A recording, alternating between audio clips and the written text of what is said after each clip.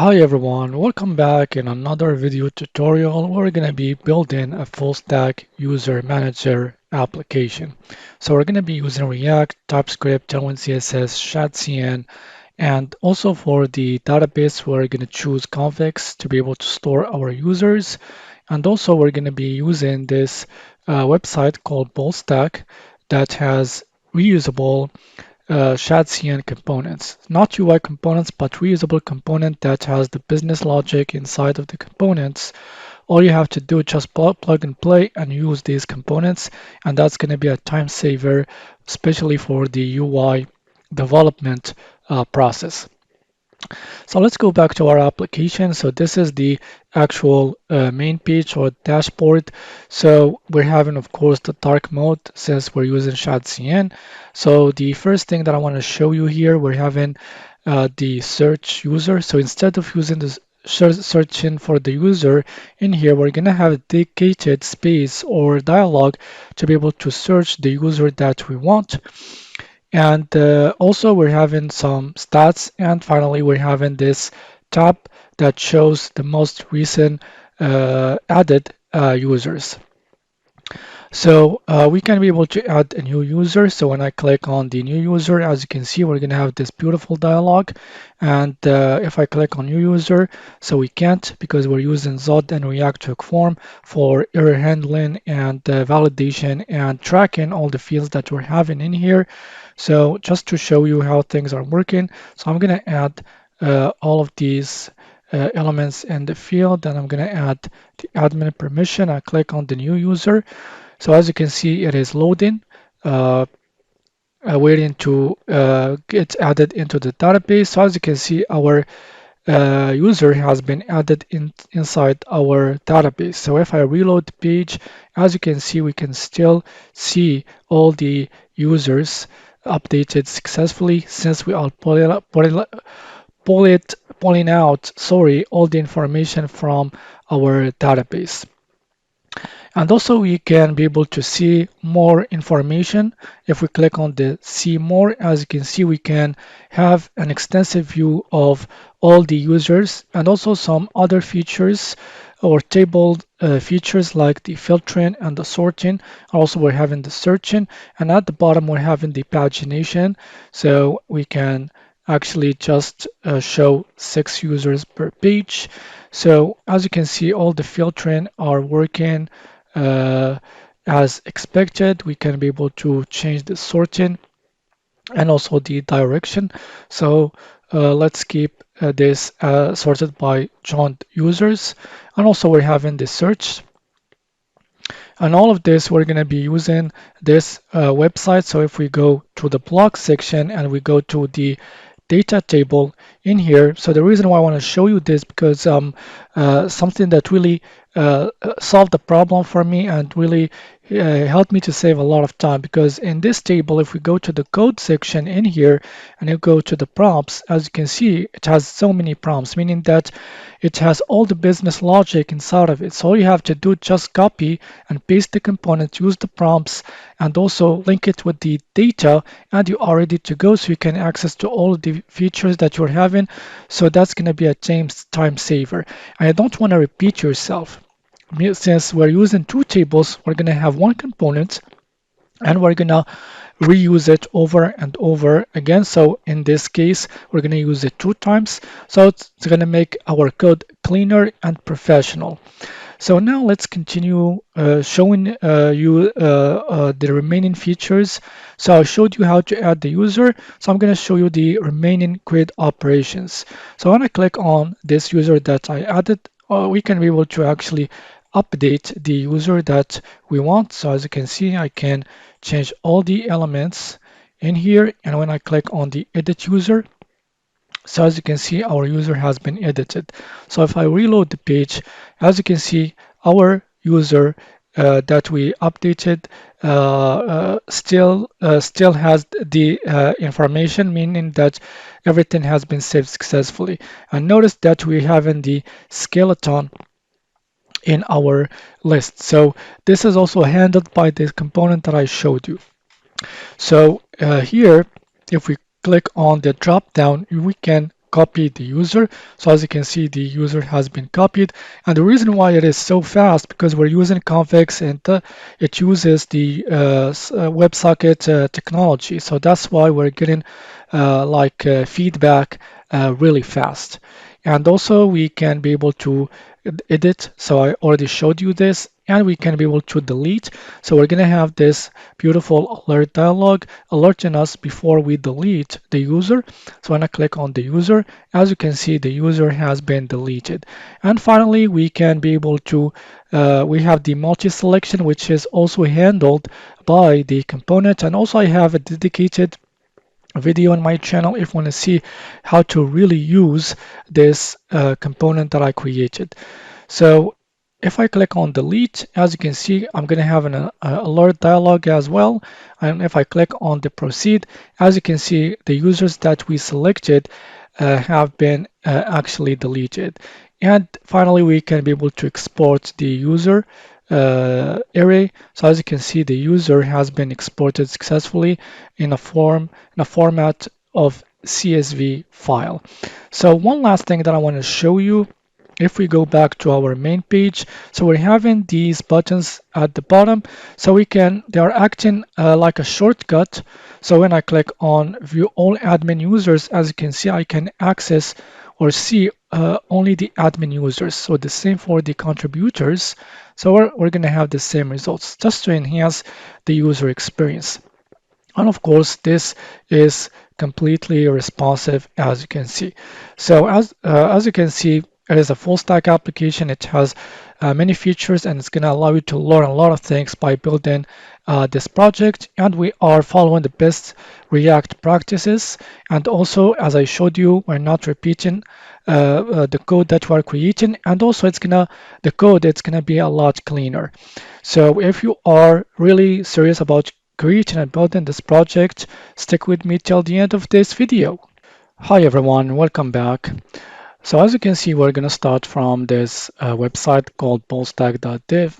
So one thing that I didn't mention, I'm not only providing reusable Shadcn components, but also I'm providing a really simple and free service that's going to save you a bit of time, which is this one, Next.js boilerplate generator. So if we click on here, we're going to be headed towards this paper.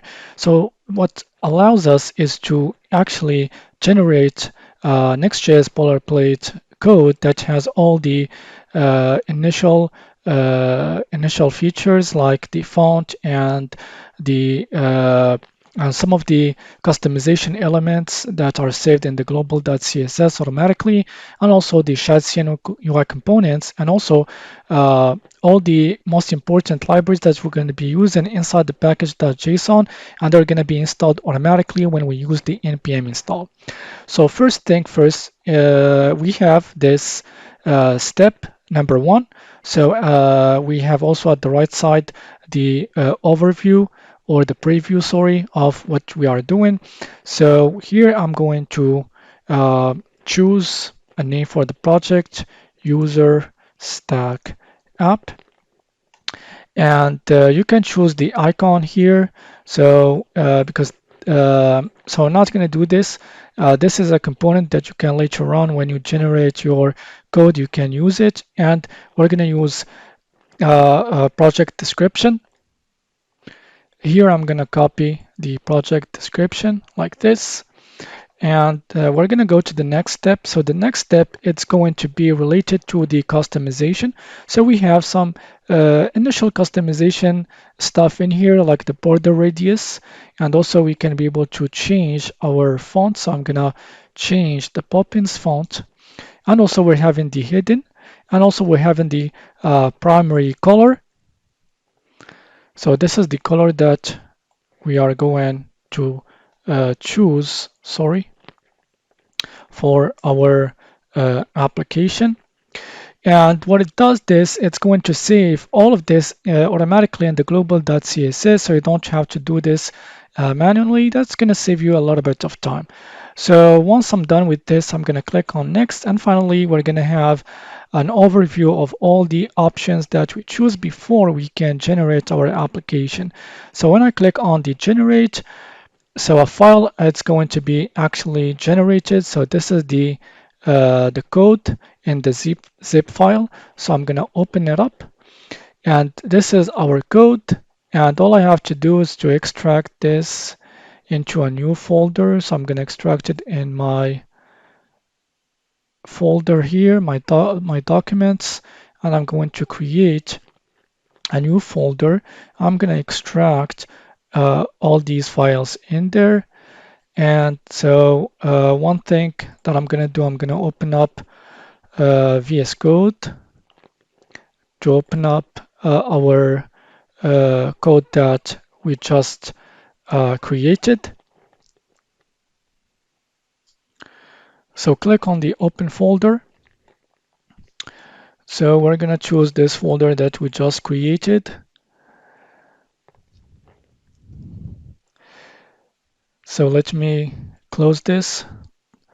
And so this is the source code. And if we go to, for example, if we go to the components and UI, so as you can see, we have all the Shadcn components in here. So I don't have to, every time when I use a component and install it, because it's going to be here in the project.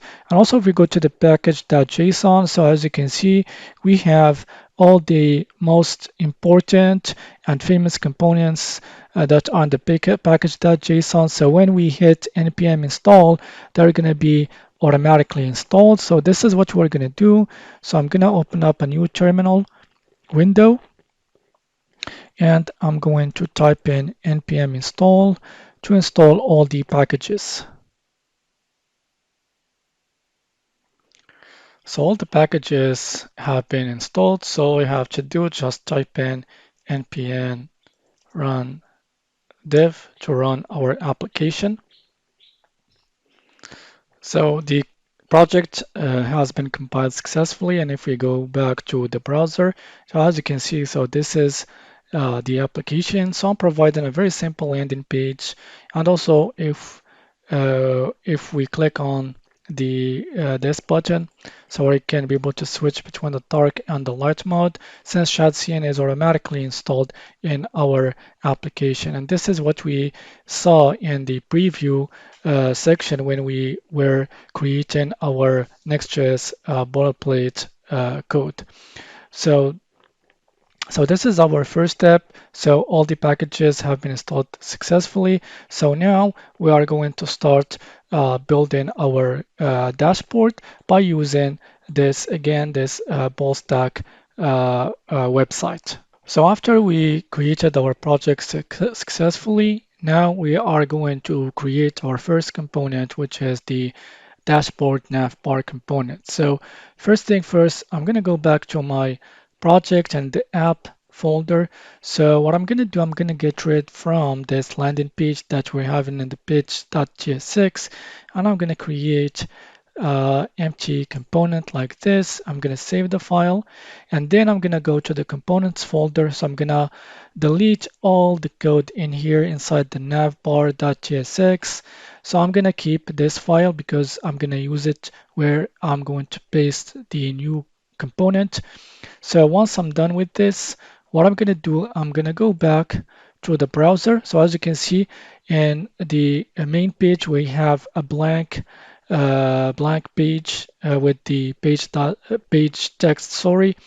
So let's go to the bold stack, and we're going to go to the block section, and at the bottom in the dashboard section, what I'm going to do, I'm going to go to the nav bars. So here we're having one nav bar, but it has so many features that I'm going to show you. I'm going to copy this component, and you can view the code if you want to before you copy the code. If you are suspicious or something like this, then you can. I'm going to paste the code in here. So once the actual code has been added, what I'm going to do here, just to show you, I'm going to actually call the component that I just added, and I'm gonna save the file. Of course, I'm gonna organize things, but just to, because this component is gonna be added in another folder, so just for organization purposes, but for the sake of showing you how things are working. So if we go back to our local 3000, so the reason why we have this error because we need to actually turn this component into a client component. So I'm gonna add the use client flag at the top to turn this component into a client component. And if we go back to our application, the error should be solved. So as you can see, so this is the nav bar, how it looks. First part, we're going to do some customization since this component accepts many prompts that we're going to be using, so we can be able to get the same result that I showed you into the demo of the project. But before we customize our nav bar, so I'm gonna go back to my code, and I'm gonna create a new folder called main page folder. And since we're going to have three sections in our application, the nav bar, the stats cards, and the table section. So what I'm going to do, I'm going to create a new file, and I'm going to call it navbar section folder, sorry. And in here, I'm going to create, so here I'm going to create a new file called navbar.tsx, and I'm going to create a new component. I'm going to generate an empty component. So I'm going to just call this navbar like this, navbar dashboard. And also I'm going to rename this, just add the section.tsx. And in here, so instead of calling the component from the page.tsx, because we are going to call this navbar section .tsx, so I think I should change the name of this function, navbar section. And also I'm going to add the export keyword. And so I'm going to call the dashboard navbar from here. So what I'm going to do, I'm going to go back to the page.tsx. So instead of calling the component itself, so we're going to call this component that I just created. So I've done this just for organization because we're going to be adding a lot of files. So I want to make sure that everything is organized and placed in its own folder. So now what I'm going to do, I'm going to call the navbar section component. And this is what I'm going to do, navbar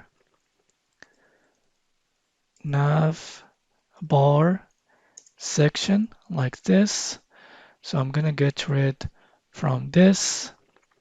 And we should see our component if we go back to uh, our page. As you can see, so this is our component still in our page, meaning that everything is working fine. So now we are going to start adding stuff into our navbar. So the first element that we're going to be updating is this part. We're going to be showing the name and the logo of the application. So let's go back to our VS Code and in the component section. So here I'm going to create a new file called up name.tsx.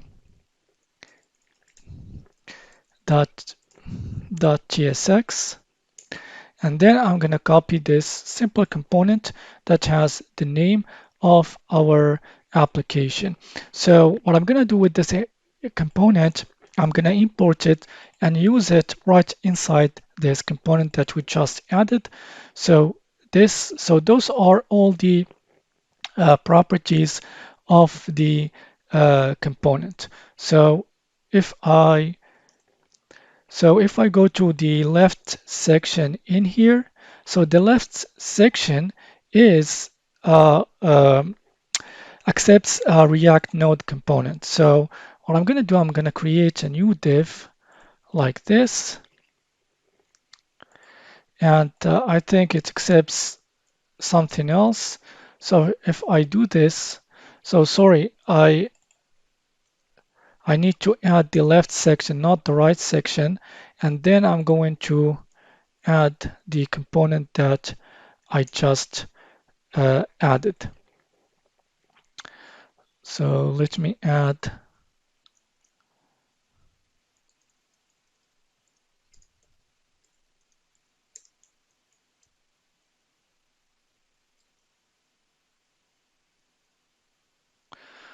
Uh, so now we're going to start updating our navbar. So let's go back to the VS Code, and I want to mention that I added the components that we're going to be using for adding them inside the left section. So we're having the app logo.tsx, which are very simple components. So for the logo, as you can see, so we're going to use a simple div, and inside of it, we're going to use this React icon. And we're going to use some gradient by using these utility classes. We're going to make the edges rounded, and we're going to use the flex item center and justify center to center our icon user. And this it's going to be white, and the size it's going to be 19 pixel. So this is the first component, and we have the app name.tsx. So this is the name component, and we're going to put all of these components together. If we go back to the navbar section in this component, so here, as you can see, we have too many prompts that we can use. So as I said, those components that I'm providing are not UI components, but they are reusable component that has the business logic inside of them. So all you have to do just use these prompts. So we're going to use the left section in here, and if we hover the left section, so the type of it, it's a React node, meaning that we can be able to add nodes like div components in here. So and this is what I'm going to do. So I'm going to add our components, and I need the reason why we have the error, because we need to import them. And this is what I'm going to do. I'm going to import the second component. And these components, as you can see, inside one div that has the flex and the item center and the gap. So if I save the file and I go back, sorry, if I go back to the browser, so I should reload the page to actually see the new update. So as you can see, this is our logo and this is our name has been added successfully. So now let's add the statistic cards. Again, we're going to go back to ballstack.div, and in the dashboard section, so we're going to go to the statistics cards, and right now we have 4 cards. So we're going to be using this design or these cards. So I'm going to copy this, and we are going to go back to our project inside the components folder.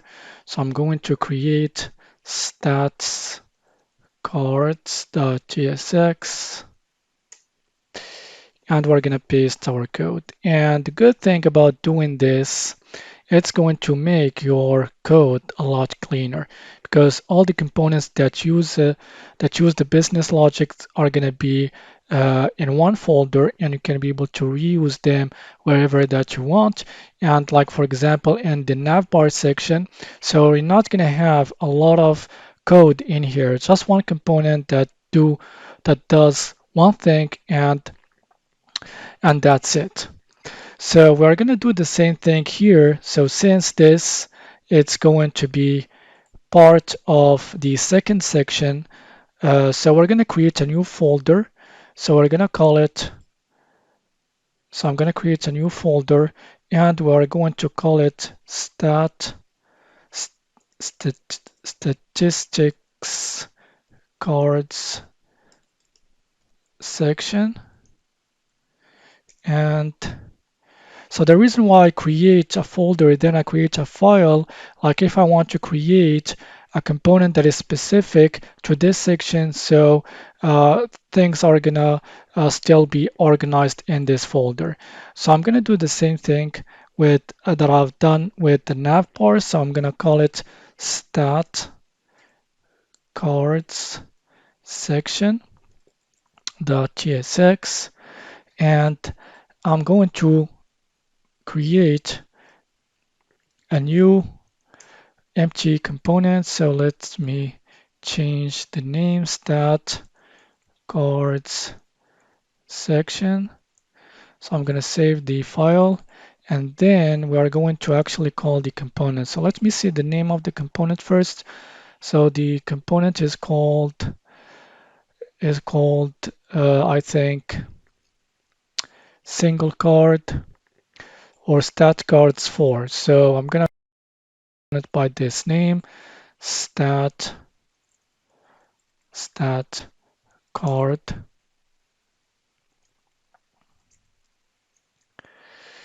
And I'm going to save the file. So we called this component successfully and we should see our stat cards in the application. And one thing that I forgot is to actually call this component stat cards section. And this is what I'm going to do. Stat cards section like this. So now we should see our cards. So I'm going to reload the page to see the new update. So these are the cards as you can see, and with the mock data that I'm provided inside the component. And as you can see, I need to add some padding, and this is what I'm going to do. So I'm going to go to the component, and in here I'm going to paste the padding. So the class name padding 7, which means 28 pixel, and also there is no reason to use this.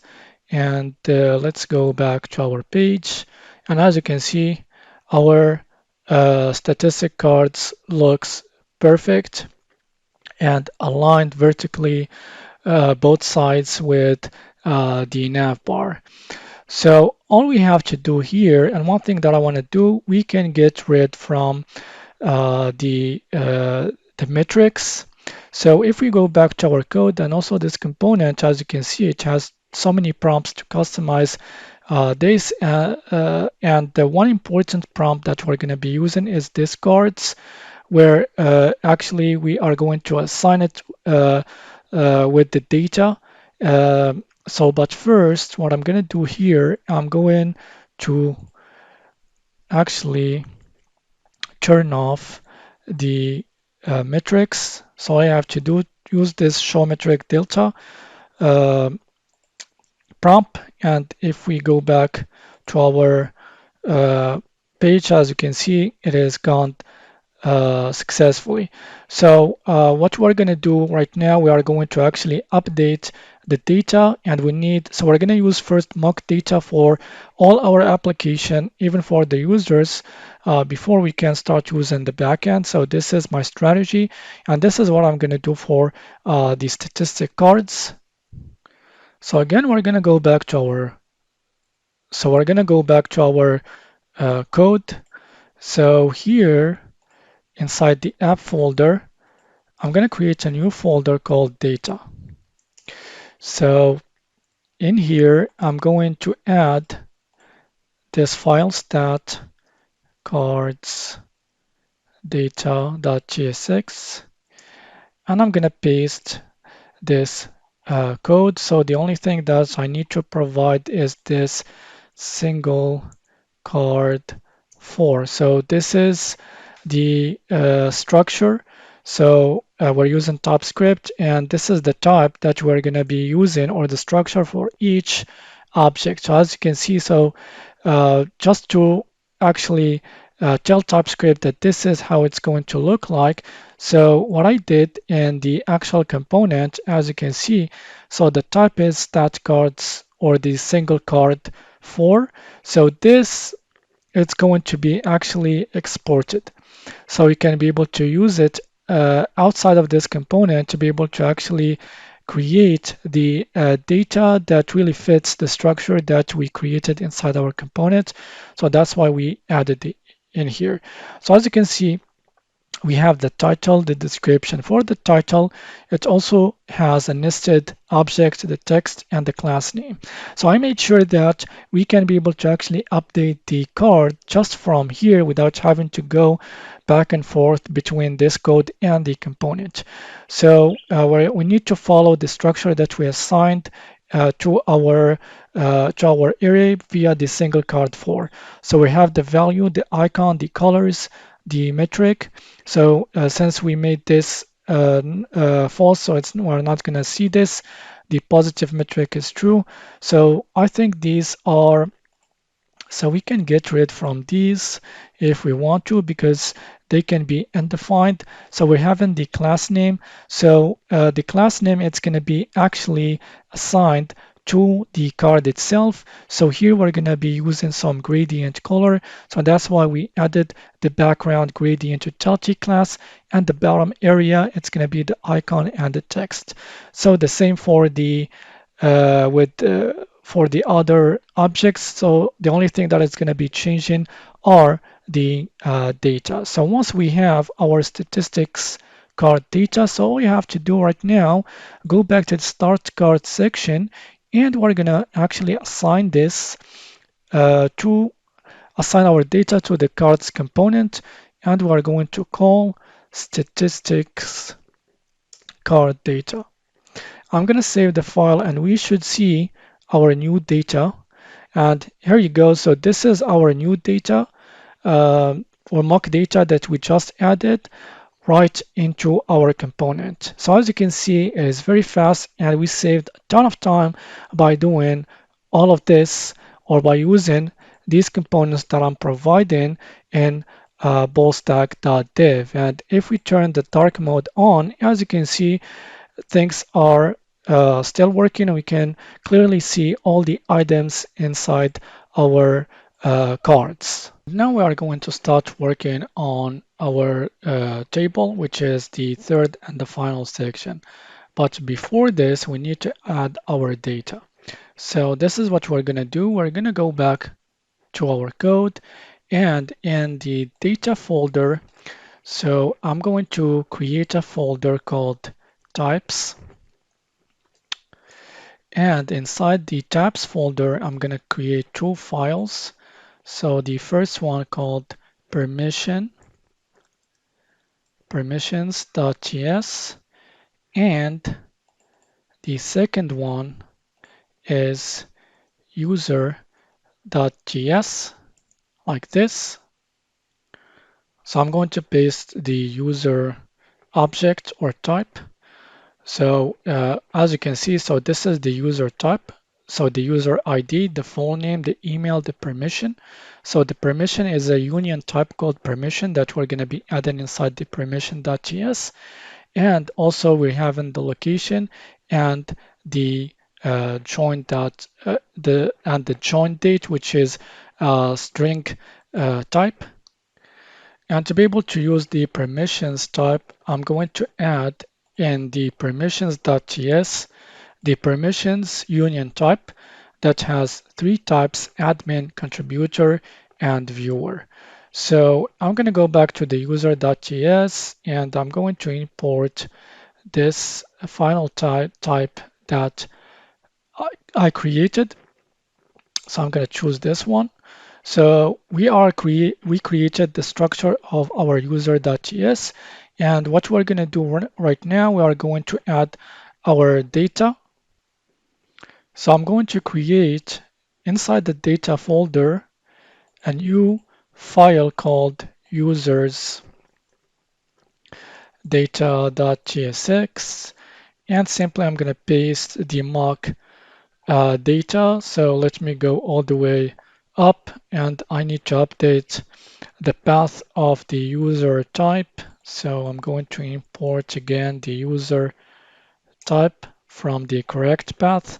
So as you can see, so this is the mock data that we are using temporarily before we go to the backend part. So again, we need to follow the same structure that I showed you, which is the user type. And also we have in the headers object. So this object we're going to be using inside the table as I'm going to show you.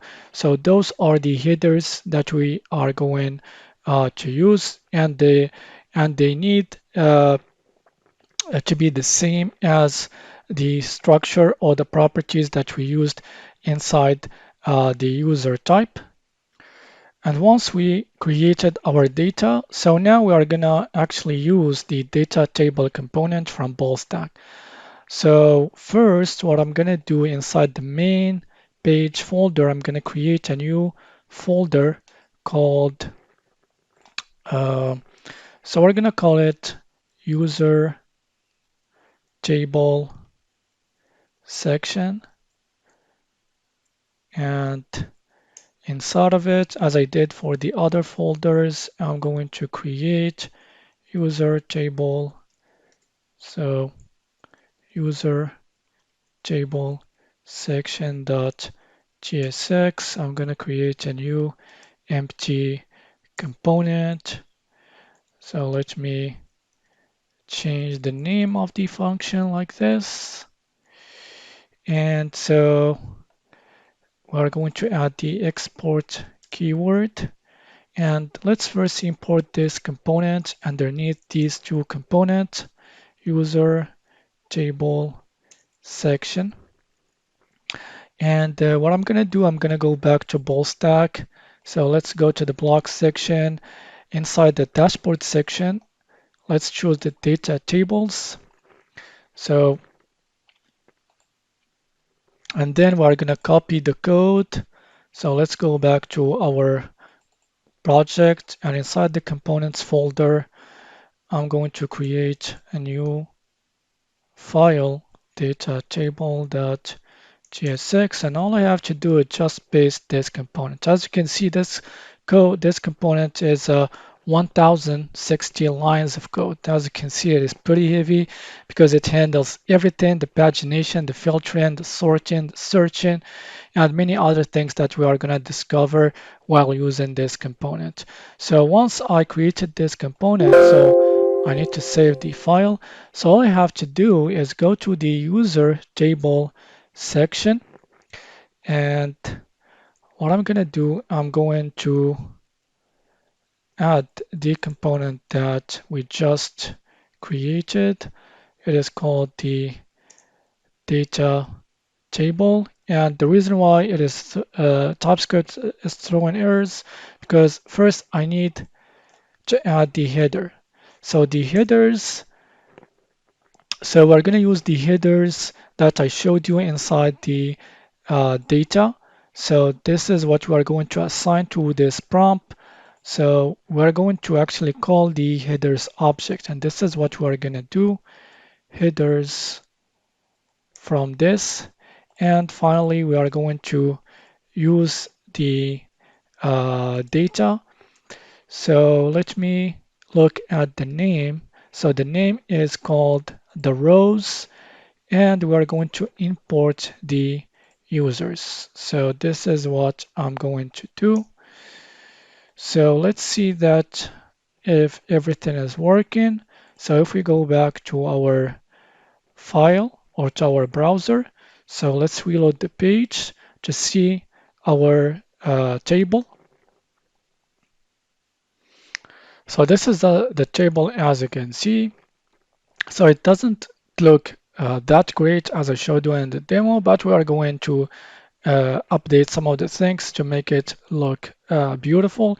So I want to just show you, this is the table. So we're having all the information that we created inside the user's data, mock data, and we are using them successfully in our table. So to make the table looks a little bit better, so we're going to go back to our code, and what I'm going to do, I'm going to just paste all the prompts, so to not waste time by writing everything. And I'm going to explain what I've just pasted in here. So these, as you can see, so those are the prompts that the data table component accepts. So we're going to update the class name or the inner class name of the data table. So we're going to get rid from the shadow. We're going to add some margin at the left and at the right. The background, it's going to be neutral. And when it is dark, we're going to use the background neutral 800. So the sort order, it's going to be ascendant. So you can choose between ascendant or descendant. And here we are going to choose the joint, the default property. So as you can see, this component is fully type safe. So all you have, so you can access to only to the properties that we set inside the user object or we used inside the, or we used, or we used with the user type to make things type safe. So enable stripped rows. So we're going to set it to false. The title. So the title, it's going to be this. So as you can see, our table looks a lot better. And we have the description and we have the row height, the clickable column. So we're going to choose the full name, but also you can make other columns also clickable. So as you can see, when I hover over the name, so I can see the underline and the color changing, which means that the user can click uh, on these names. And finally, we have in the headers and the rows. So as you can see, our table looks a lot better. So one last prop that I'm going to add is this one. So I'm going to paste it like this. So let me call the Shadcn button. So we're going to use the Shadcn button. And also we're going to call the arrow right, which is an icon. And what it does is we are going to actually, so if I reload the page, we're going to see the view more button in here. So we should see the button in here. So as you can see, we have the see more button. So that's going to take us to the all users page. So we didn't create it yet. And if we go back to our project, so as you can see, we added the use router. So we're going to use the Next.js routing system to be able to access to the route that we want. So we're going to destructure it to use the push method and make sure to use the navigation. This is what I think that works with the server side. And we're going to use it here to actually push the user or get it to the all users table. So as you can see, we have all the information and everything set up. So the only thing that we need to add is customize some of the data. So what I showed you in the demo, we have some colors and also we have some badges and some other things. And this is what we are going to do. So after we created our data or table successfully along with the dashboard, as you can see, everything looks great so far. So one slight update that we need to do for the table to make it look a lot better, as I showed you in the demo, we need to use a function that's going to allow you to do this, that's going to accept the users as an array, and it's going to do some of the things to actually get the actual visuals that I showed you inside in the demo of the project. So don't worry, I'm going to actually explain everything. So let's go back to our project, of course. And what I'm going to do here, I'm going to create a new folder called utils.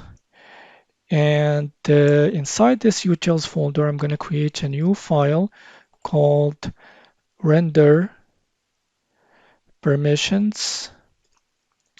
So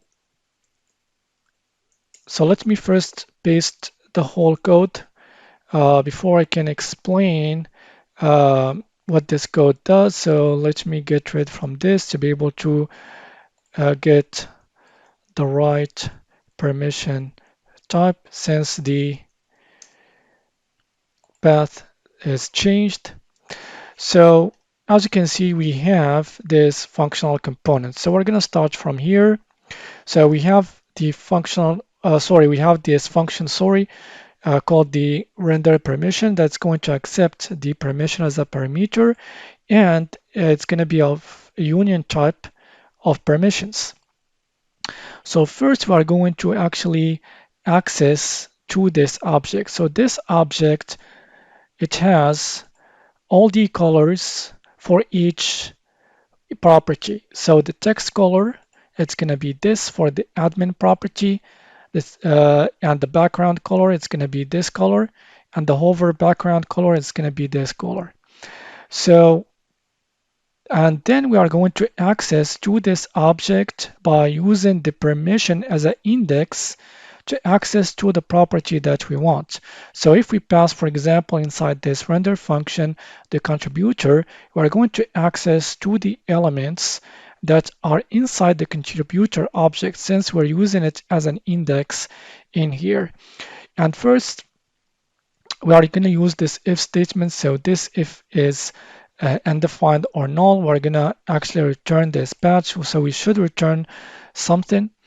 And finally, if everything goes right, we're going to return this batch component that has all the class names. And these are going to be variables based on this colors variable that depends on the permission.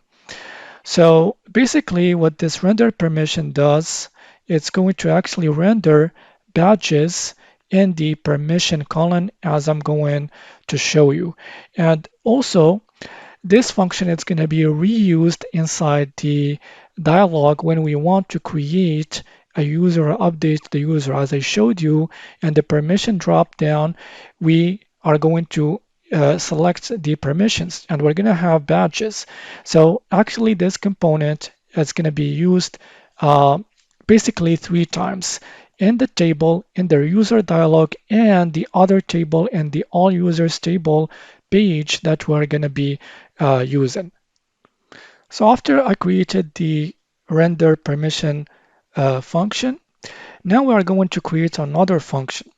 So let's go back to the code, and here I'm going to create a new file, transform users display. And I'm going to paste the code here. So I need to update again the path. So the render permission, and I'm going to update the user type as well.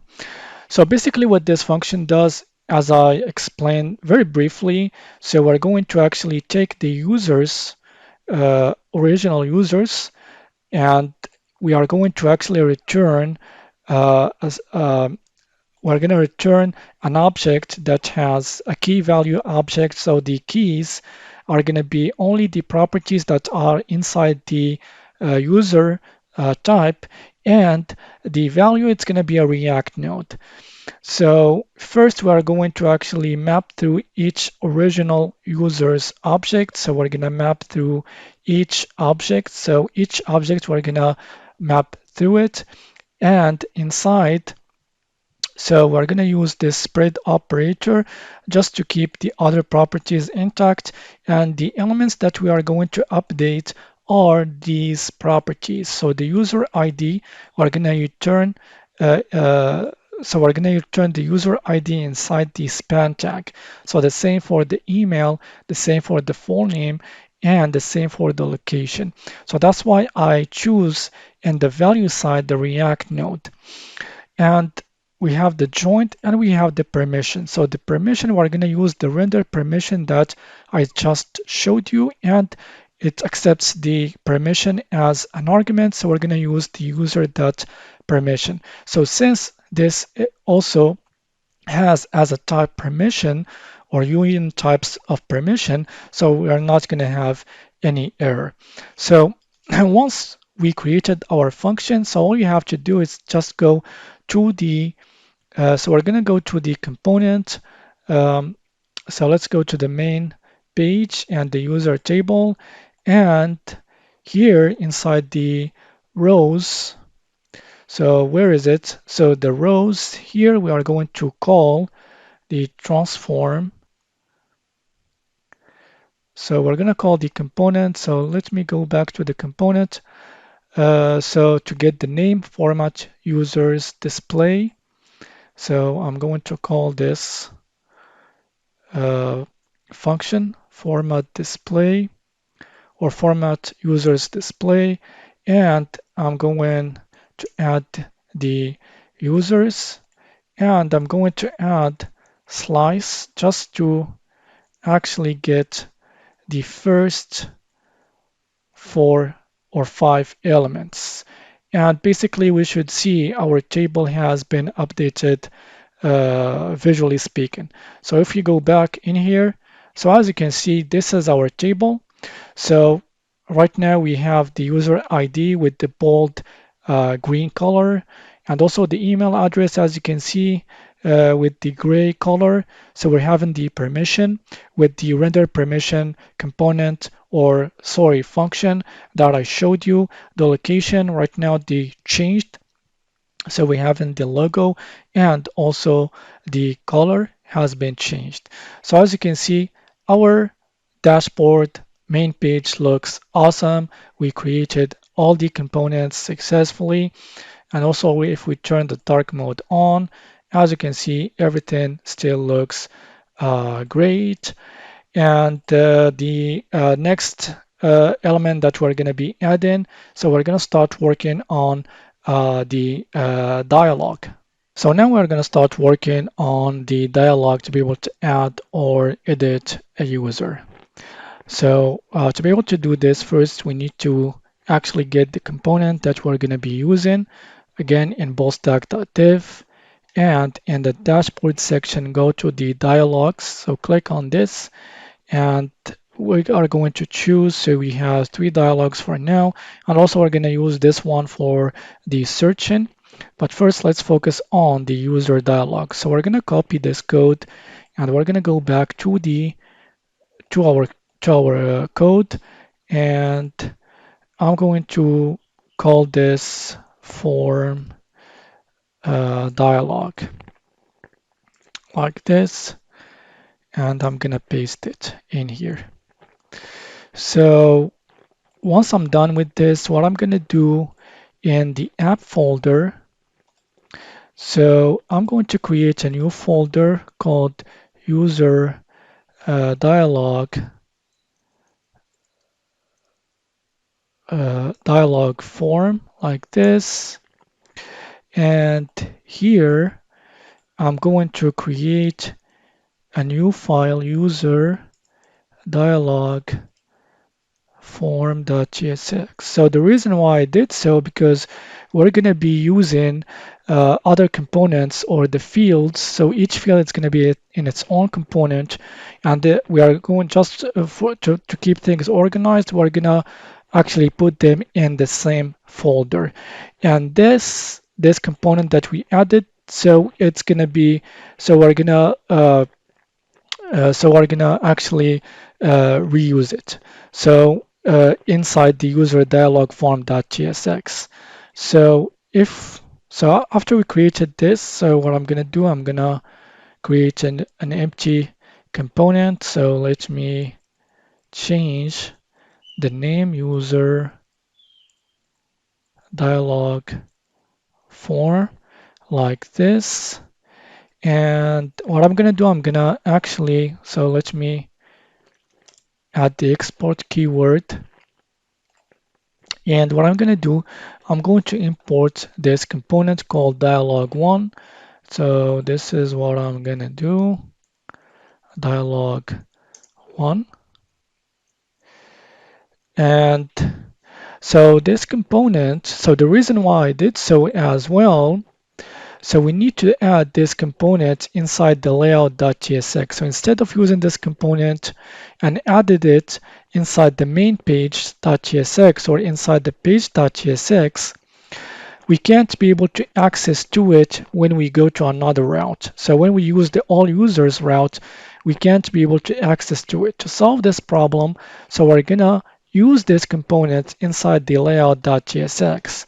So what I'm gonna do in here, I'm going to import the component that we just created called the user dialog form like this. And what I'm going to do, I'm going to take this component and I'm going to go to the, so I'm going to go to the main page to the navbar section. And so first I need to create a state that's going to allow us to actually open up the dialog. And to do this, we're going to use the stand as a state management.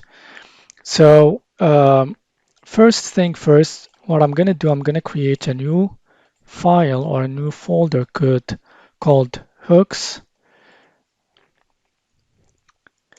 And here I'm going to create a new file called use open dialog form.js,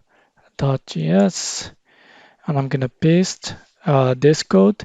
So basically here we are going to actually use the create function from Zastand. We're going to create our interface, and then we're going to use the create, and we're going to assert this with the user dialog state. So all of the elements are going to be actually asserted based on what we defined inside the interface.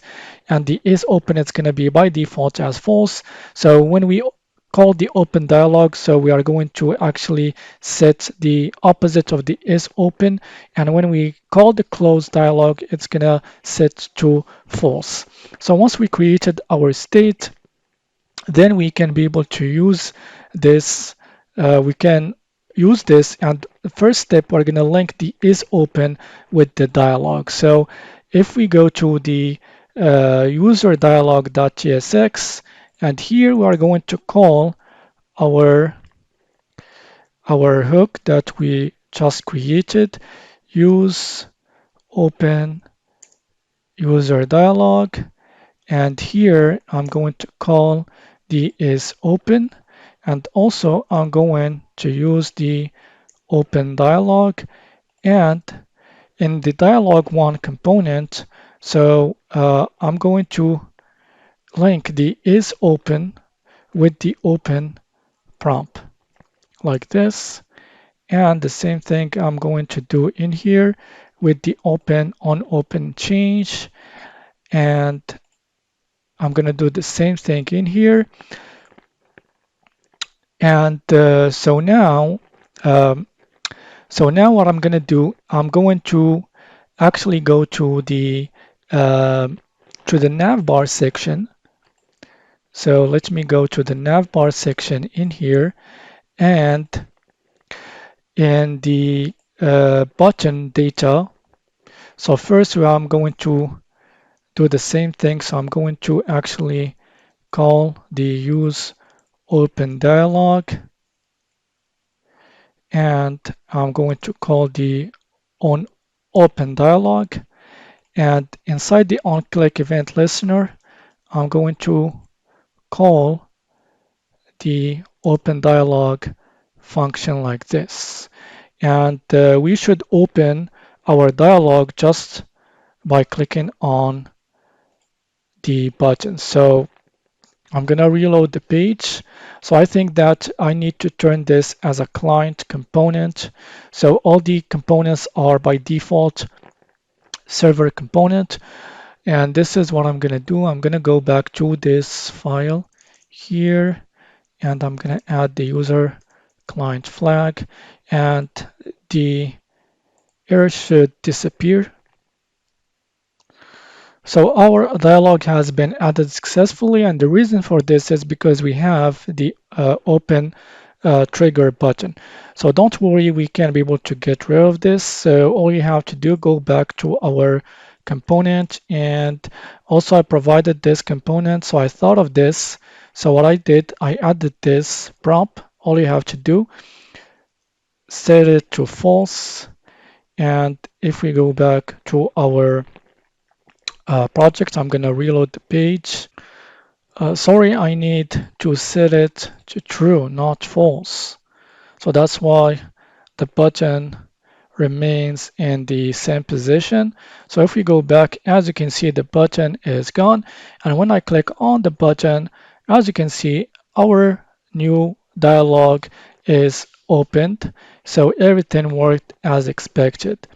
So when we create a new route, we can be able to access to the same dialog, and all we have to do is just to change the prompts to get so here we're not going to do so because we're going to use the same dialog. So we have a reusable component that we can use both in two routes, and this is amazing, and everything is working as expected. So now we are going to start adjusting our dialog and updated it, and we're going to be adding the fields necessary for our dialog. So after we created our dialog, so we're going to start adding the fields inside the dialog. So let's go back to our VS Code, and inside the user dialog form, so I'm going to create a new file called fields, like this, fields. And so the first component, it's going to be full name input dot gsx, and I'm going to paste the whole code in here. So basically it is an input. So first we are going to add the label, and then we're going to use add the icon. The icon is going to be absolute, and we're going to add the input tag with the ID and the key. It's going to be text, and then we're having the p tag to show the error. So to be able to actually use this component, and if we go back to the user dialog form, actually the dialog one component, the way how I designed it, so we have this component's prompt. So this component's prompt is accepts an array of React nodes. So as you can see, it could be undefined or React nodes array. And what we're going to do, we're going to import our full name input component. And this is what I'm going to do, full name input. And this is the component that we're going to be adding. So let me repeat this, and I'm going to hit enter to import the component. And also I'm going to add the key here, text, like this. And if we go back to our browser and we open up our dialog, so as you can see, we should see our new element in here. Of course, we need to update uh, uh, the data or the elements of the dialog, like the icon, the title, description, and the button. And this is what we're going to do. So let's go back to our code, and I'm going to paste these. So basically, these are the prompts that the dialog accepts. We're having the title, the description, the icon. So I need to import this user icon from React icons. And finally, we have the primary button, which is text.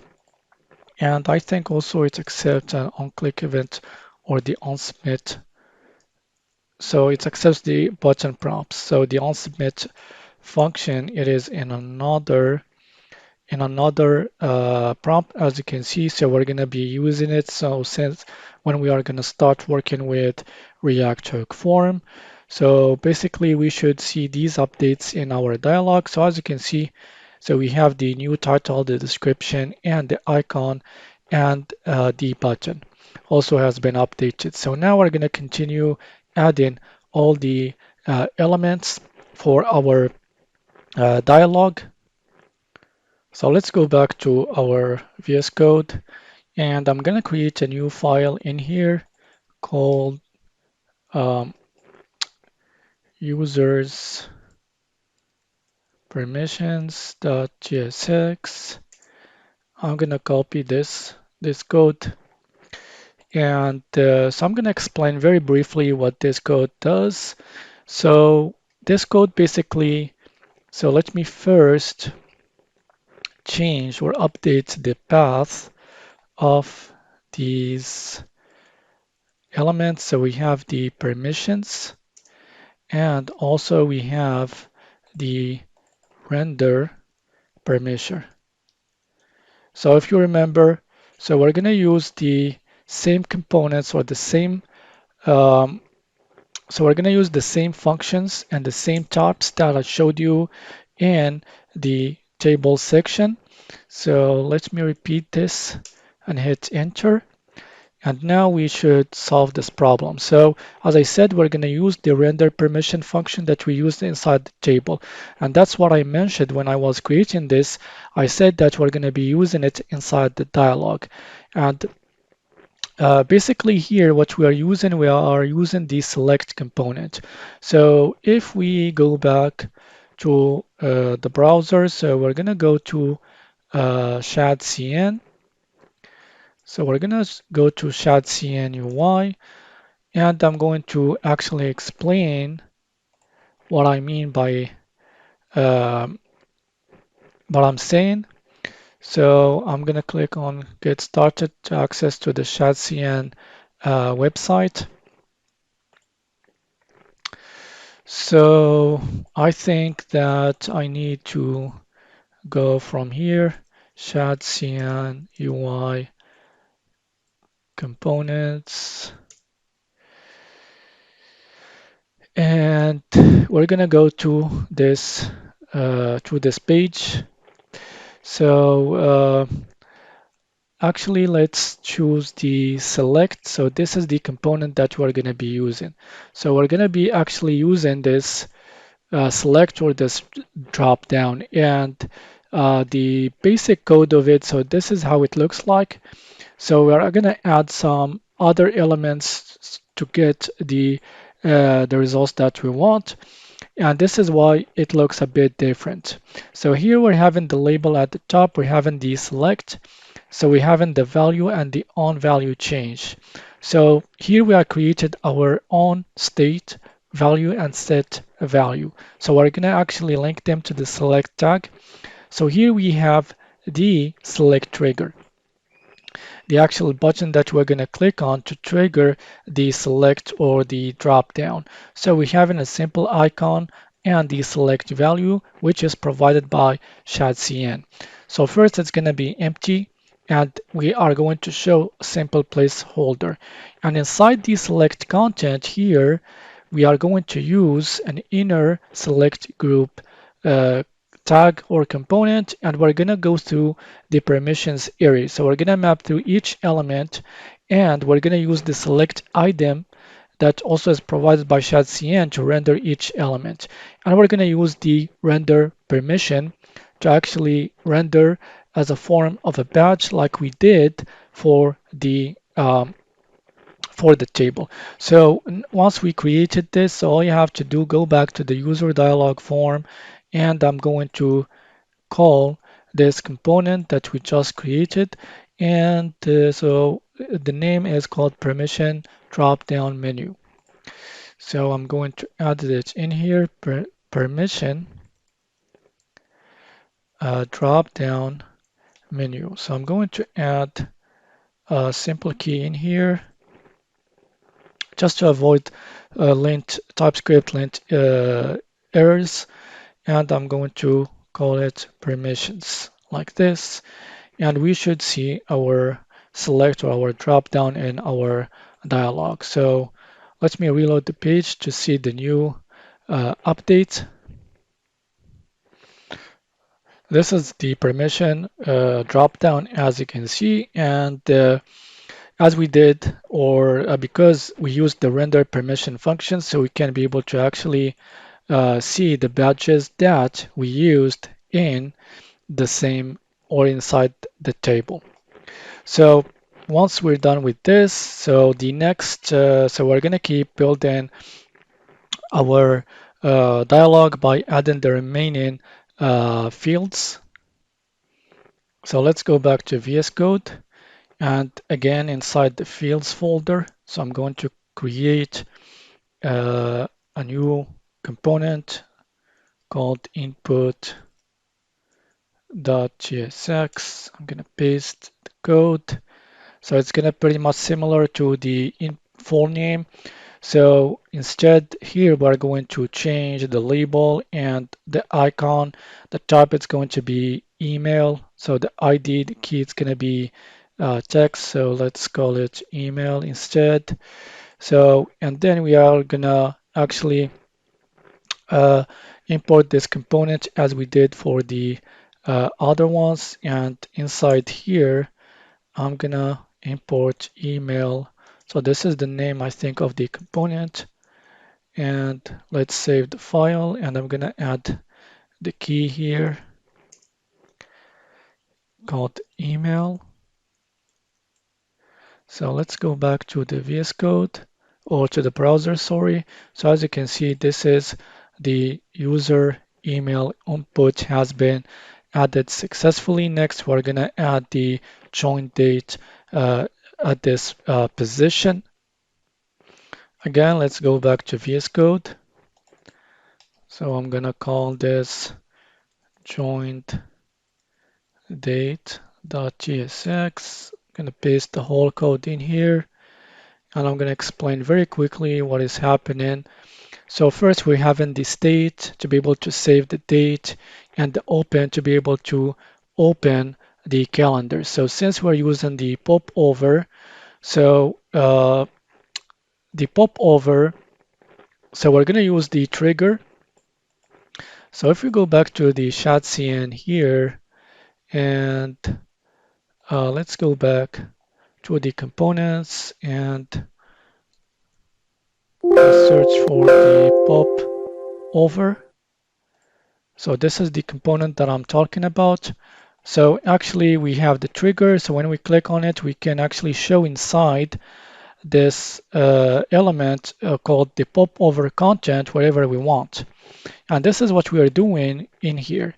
So this is the trigger that has the div, and inside of it we have the label, the button, and also here we are going to show the we're going to use the format function, which is a function that is from this library. So if the date is not null, we're going to use this to be able to format the date. Otherwise, we're going to use the span tag to show the user to pick a date. And here we have it inside the pop over content. We're going to use the calendar component that's also provided by chat.cn. So the selected property is going to be linked to the date state, and the onSelect. So whenever we click on the date, the onSelect function is going to be triggered. So if this is undefined, then we're going to update the selected state date state, and then we are going to set open as false to be able to actually close the calendar. So if we go back to our browser, so we should see our calendar at this position.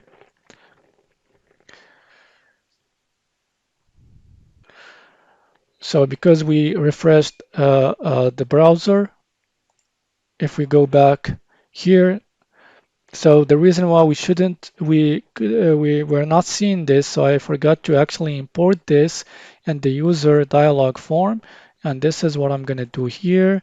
So let me go back to the file to see the name. So it is called date picker. So we're gonna stick with this name, even if it's generic. Date picker. And I'm gonna change the key and I'm gonna call it joint. So we should see our new element or field at this position. So as you can see, this is our new date picker, and we can be able to choose successfully the date. So one last field is for the location, and this is what we are going to add. Again, let's go back to the VS Code, and I'm going to create a new file. I'm gonna just call it locations.tsx and paste the whole code in here. So this code is a little bit longer. So first thing first, we are going to actually use this const. So we need an array or data to be able to choose from. So what we're going to do here, we're going to actually get the locations from the user's array. And the reason why we're using the new set to be able to get rid from the duplicates. So then after we got rid from the duplicates, then we're going to map through the new function and we're going to create a new object. So it is called the value and the label.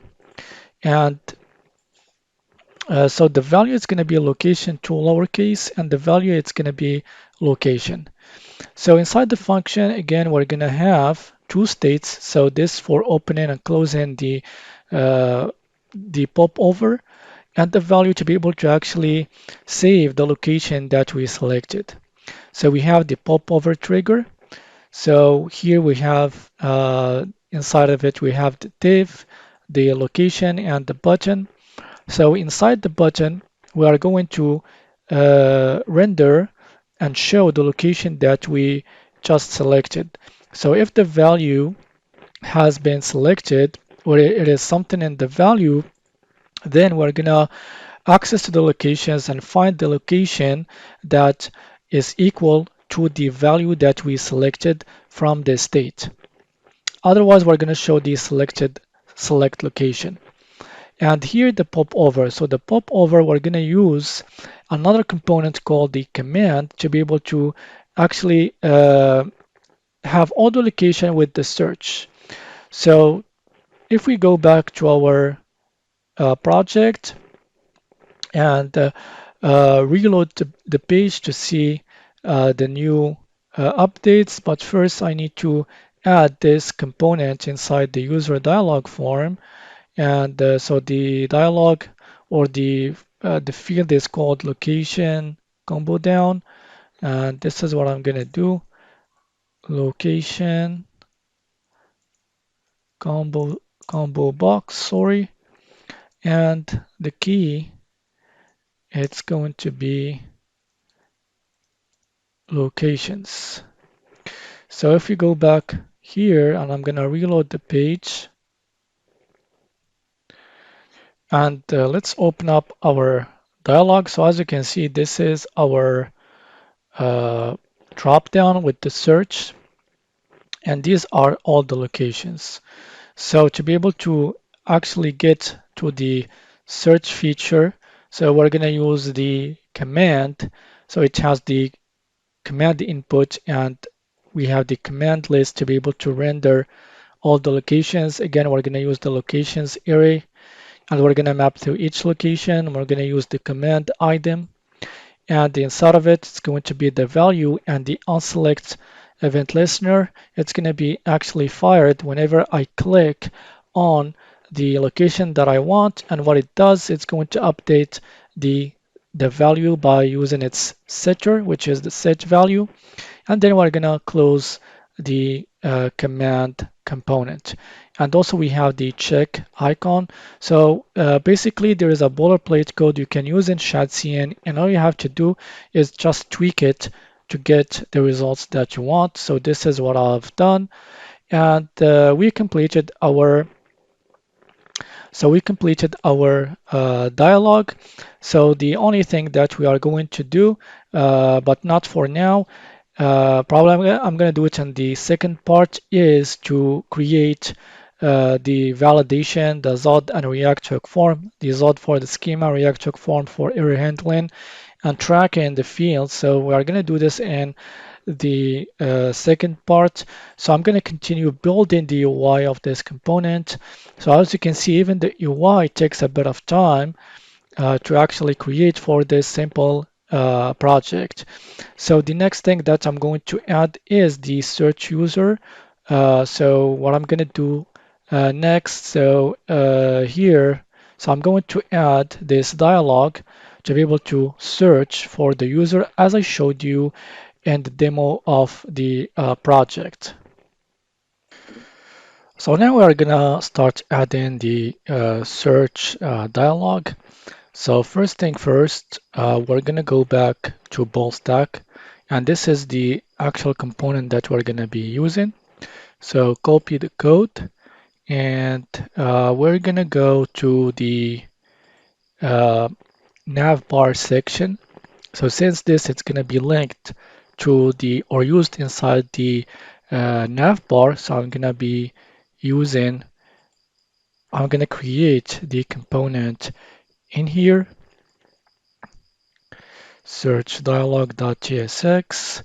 So actually, we're not going to use directly the component from here because we want to create a functional component and we're going to use some states. And that's why we are going to create so we're going to add the component that we're going to directly use inside the components folder. So here I'm going to add the search dialog.tsx, and I'm gonna paste the code in here. And we are gonna go to the search dialog.tsx that we created inside the navbar section. So first I'm gonna create an empty functional component like this. And so here I'm going to call the component that we added inside the components folder. So I think that the name is called doc search dialog, and then we're going to call this component in the navbar section.tsx. So we're going to actually use a prompt called the write section. Also, this write section accepts an array of React nodes. So we are going to add these square brackets like this, and then we are going to call the search dialog component from the same folder, and we should see our we should see, sorry, our search trigger in the components. So if we head back towards our browser, I'm gonna reload the page to update everything. So as you can see, our search trigger bar has been added successfully. So when I click on it, as you can see, we can access to this dialog. So all we have to do is just update the information and use the user's array that we used in the table in here. And we have a small error, hydration error. And the reason for this is because we're using a state inside the server component. So I need to add the use client flag to fix this issue. So once I added the search dialog in our navbar, so we are going to start customizing it or update it so we can add the user's array inside of it. So we're going to go to the search dialog.tsx, and this component also accepts these prompts. So I'm going to paste some prompts in here. And so basically what we're doing here, we're going to use the change the placeholder. So let me call the shadcn button component. And also I need to call the search icon from Lucid React, and also I need to call the user icon. So basically here we have in the placeholder the no item found text. So when there is no text, we are going to show this message. For the trigger, so this is the trigger that we are gonna show in the nav bar. So we have the button with all of these utility classes. We have the search icon and the search user inside the span tag and the footer. So this is gonna be placed at the footer of the dialog search.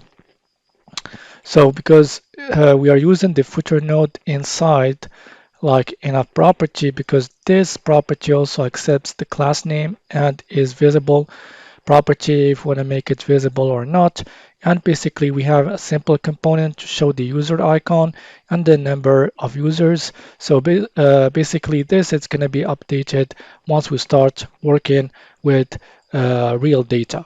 So if we go back to our nav bar, so we should see our update. As you can see, we have an icon, the search user placeholder.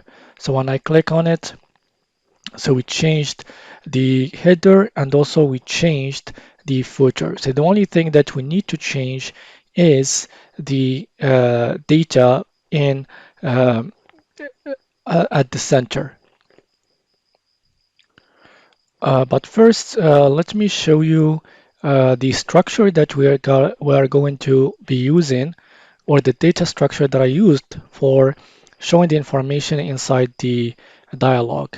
So if we go in here, so I have some mock data to be able to show this whenever you use the dialog. So this is the structure. We have it, the title. So this title, it's going to be shown in here. So we called it all docs. And then we have the items, and each item has the ID, the label, and the node. So as you can see, all of these elements are inside the node property, just to make this component flexible and highly reusable. And the search is going to be so we're going to use the label to be able to search by wherever we want. So first I want to mention this before I start using the data for our users, and this is what I'm going to do. So I'm going to paste the data structure, and we need to add some elements like the navigation item, which is the type structure. So we're going to import it from the component itself. So let me repeat this to be able to actually access to the IntelliSense. So here we go. We have the navigation item imported successfully, and then we are going to again reuse the permission function that we created inside the utils folder. And also I'm going to call the navigation section here and hit enter. And probably the reason why we don't have the because we can't access to the users, so I need to import the users from the data folder. So I'm gonna hit enter, and as you can see, all the errors gone. And let me explain very quickly what this actually does. So that's why first I explained what is the data structure. So first we are gonna use the users array. So we're gonna go through each object, and here we're gonna create a new constant called single user node.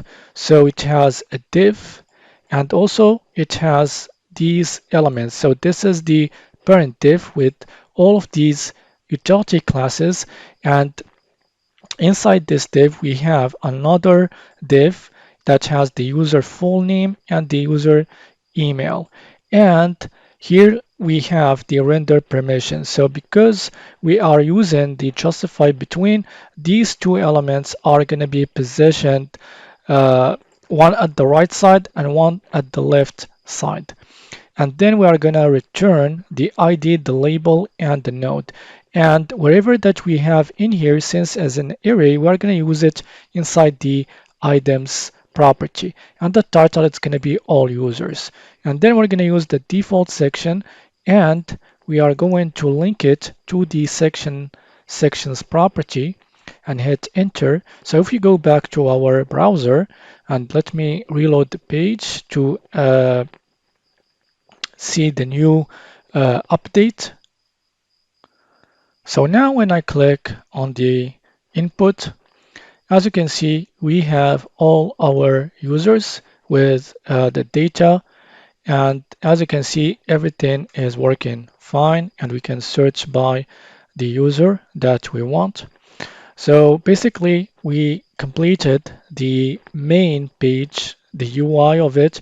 So now we're going to start working on creating the all users route and add the table there.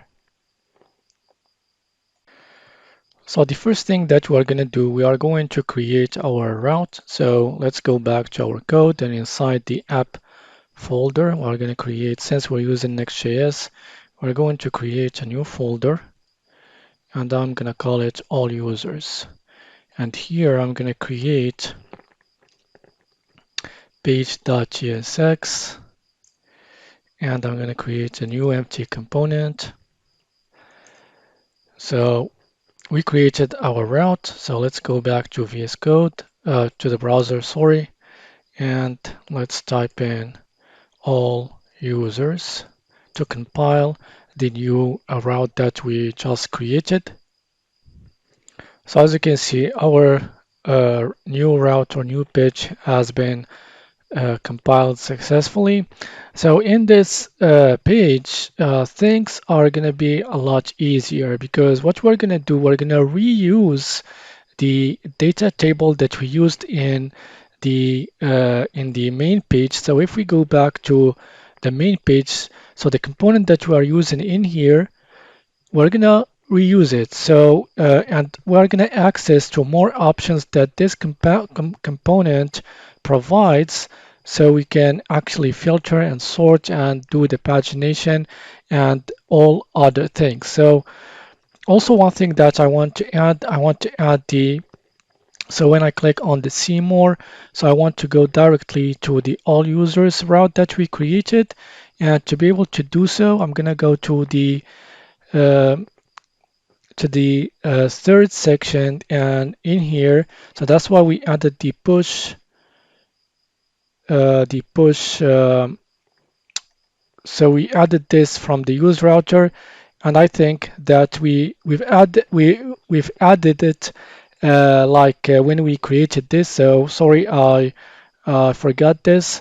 So we should, when we click on here, we should go to the route after we clicked on the link.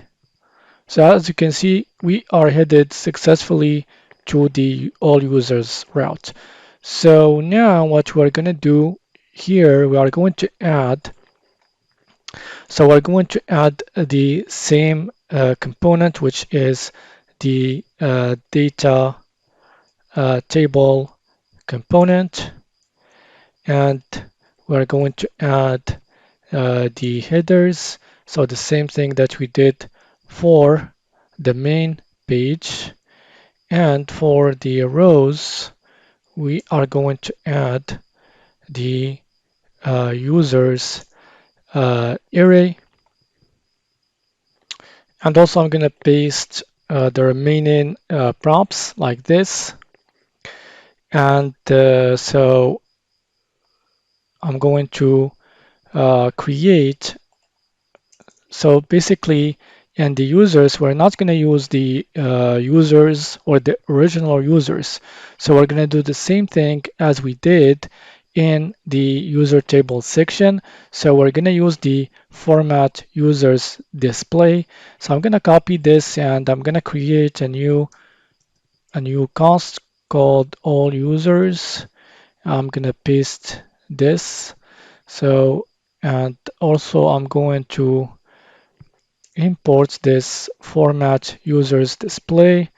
So now the error is gone, and I'm going to add this directly to the rows.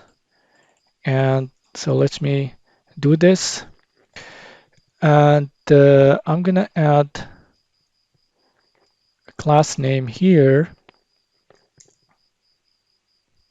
Then I'm going to add these utility classes, and also I'm going to turn this, I'm going to use the card component from shadcn. So basically we are going to use some of the prompts that we use in the user table section, but some prompts that I added, like the show action colon and the filter by, the show sorting button, so it's going to be set to true. The sort order is going to be ascendant. So we already used the sort property, show checkboxes, and enable stripped rows true. So we've already used this. So basically, those are the prompts that I added. So let's go back to our page and see the results. So as you can see, this is our table with the filtering ready to be used. And also we have the checks, and also we have this drop down that is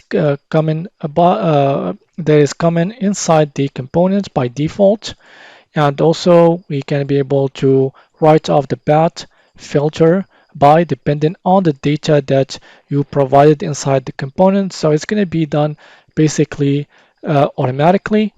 And so we need to add the pagination, but also we need to add the search bar, and we need to add some buttons in here. And this is what we're going to be doing. So let's go back to our component, and I'm going to paste all these components. And first I need to add some of these things because we have some errors. So first I need to add the state. So the state is called search user. So I'm going to add the set search user and use state like this. And also I need to make this component use a client component at the use client flag. Otherwise, we're going to have an error with Next.js. And also I need to add the button component from shadcn. And also I need to add the push from the use router. So let me do this. And I'm gonna use router. And we are going to destruct the use router and access to the push method. And so this basically, when we click on the button, we're going to go back to the main page. And finally, we have these icons, keyboard, outline, double arrow left, and we have the final icon, the C export, and save the file. So basically, we added all the elements needed so we can get rid from the errors. And let's go back to our page. Sorry.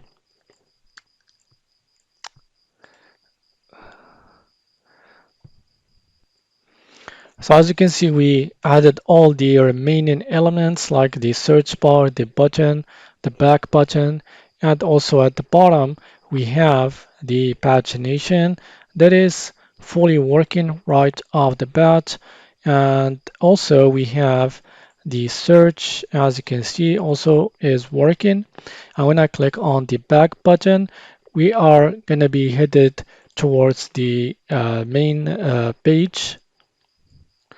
So as you can see, we are in our page, and we finally completed the UI of the component. So as you can see, even though that it is a simple project and we reused some UI components that I've already built, so it took us a bit of time to actually create this project. So we came to the finish line of the first part, and so I'm gonna stop here. And the next part, which is the second part of this series or this series, we are going to actually put the dots together so we can be able to use the mock data to use the CRUD operations in the front end. Then the third part is going to be working with the back end. Hi everyone, welcome back in the second part of the full stack user management application. So if you haven't seen the first part, so I highly recommend to watch the first video first. You will find in the description below the link to the first video. And so I'm going to show you very quickly the demo of the application, what we are trying to build. So as you can see, this is the final project is deployed, and it is a full stack project. We're using convex as a database, and also we're using Typescript, Tailwind CSS, ShadCN, and other libraries like Zod, React Hook Form for validation. And so this is what we built so far. So just a quick presentation. As you can see, this is the main page. And also we have this. When I click on it, we're going to have a new dialog to be able to actually go or search for the users. And if I click on the user, so I can be able to edit it just from here. So this is the dialog. Here I can go to another route to see more information and also to actually access to other features like filtering and sorting and the pagination and searching. And so this is a quick presentation of the application. So I don't wanna make this too long. So and let's go back to the local 3000. And this is what where we stopped. So we created first our all the UI components, and we all know that the UI takes a lot of time when building any application with React. And we stopped at creating the dialog and adding all the necessary fields for the dialog. So we need to continue. So the next step, we are going to add the schema. So we're going to use Zod and React Hook Form. So Zod to be able to create the schema and React Hook Form to handle the errors and to track the fields that we're having in here uh, with the schema that we created by Zod. So let's go back to VS Code and here in the user dialog form um, folder. So I'm going to create a new file. So I'm going to call it user schema.js, and I'm going to paste the whole schema. So I'm going to explain very quickly what the code does and what it is. So here, as you can see, we're going to create a new locations array. And so we are going to map through each user. And since the user has the location property, so we're going to store all the locations in the locations state, which or variable or constant, which is an array of strings. So here we're having the full name, the email, the location, the permission, and the join date. So it matches. So we need to have 5 elements since we have 5 fields, and then we're gonna infer this type and store it inside the dialog schema, because this we are going to use it in our we're going to use it in the use hook form. So now what we're going to do after we created our schema, we're going to go to the user dialog form. So this is where we are going to create our or add the use form hook. So I'm going to copy the hook form, the use form hook. So first I need to import the use form from React Hook Form library, and also we're going to import the dialog schema that we created, and we're gonna import dialog schema. So now as you can see, all the errors are gone. So this is our use form hook. So so what we're going to do, so the use form hook, we're going to create inside of it this object. So the resolver, it's going to be Zod resolver. So just to be able to connect use form hook with the Zod schema that we created. And also we are going to create inside the default values object all the elements that we defined in our schema. So that's why we added the dialog schema just to give some context to the hook, which are the properties that we're going to be using. Like for example, if I do this, I'm not going to have any other property, but if for example I do this, so uh, so it's not going to throw an error, but I'm not going to get the default value of it. So you will see the importance of adding the type to the use form hook when we start adding or actually linking the use form hook with all the inputs that we created.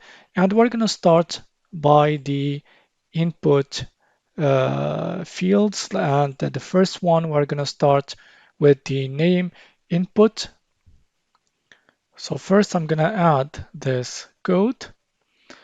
So this code, it means that we're going to use the use form context. So one thing that I want to show you in the use dialog form in the dialog one component. So if we access to it, and one thing that you need to know is how the context API works, because this is what the use hook form uses. So it uses its own context API. So the reason for this is to avoid using or avoid using the prompts, which can make the code a little bit hard to actually understand. So here, so I'm trying to actually find form provider. So I'm going to,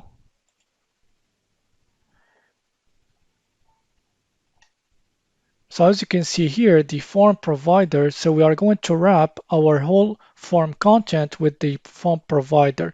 So we can be able to only access to all the elements in the use form hook from using the use form context by consuming this context. So this is basically how the context API works, and this is why we're going to use the use form context instead of using the prompts in each function, which can make the code a bit messy.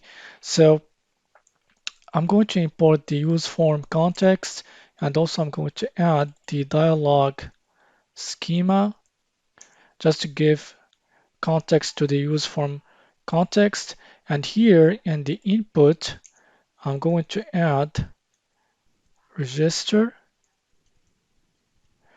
And notice here, I can only access to the properties that I defined in the zone schema because we added the dialog schema type here. So I'm going to choose the full name.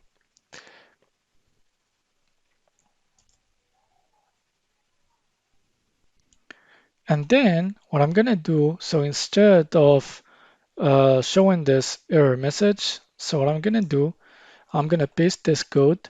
So here we are going to access to the errors. So the errors object, that full name, that message. So if it is not undefined, then we can safely access to this part to show this message. So this is the first part. So we're going to do pretty much this step for all the fields And we're gonna do so. Let's go to the second email input, the second field. So what I'm gonna do, I'm gonna just copy this code. I'm gonna do the same here. And so I think I need to import use form context and dialog schema. And I need to connect this input with React hook form. And this is what I'm gonna do. I'm gonna use the register method from React hook form library, and I'm gonna choose the email.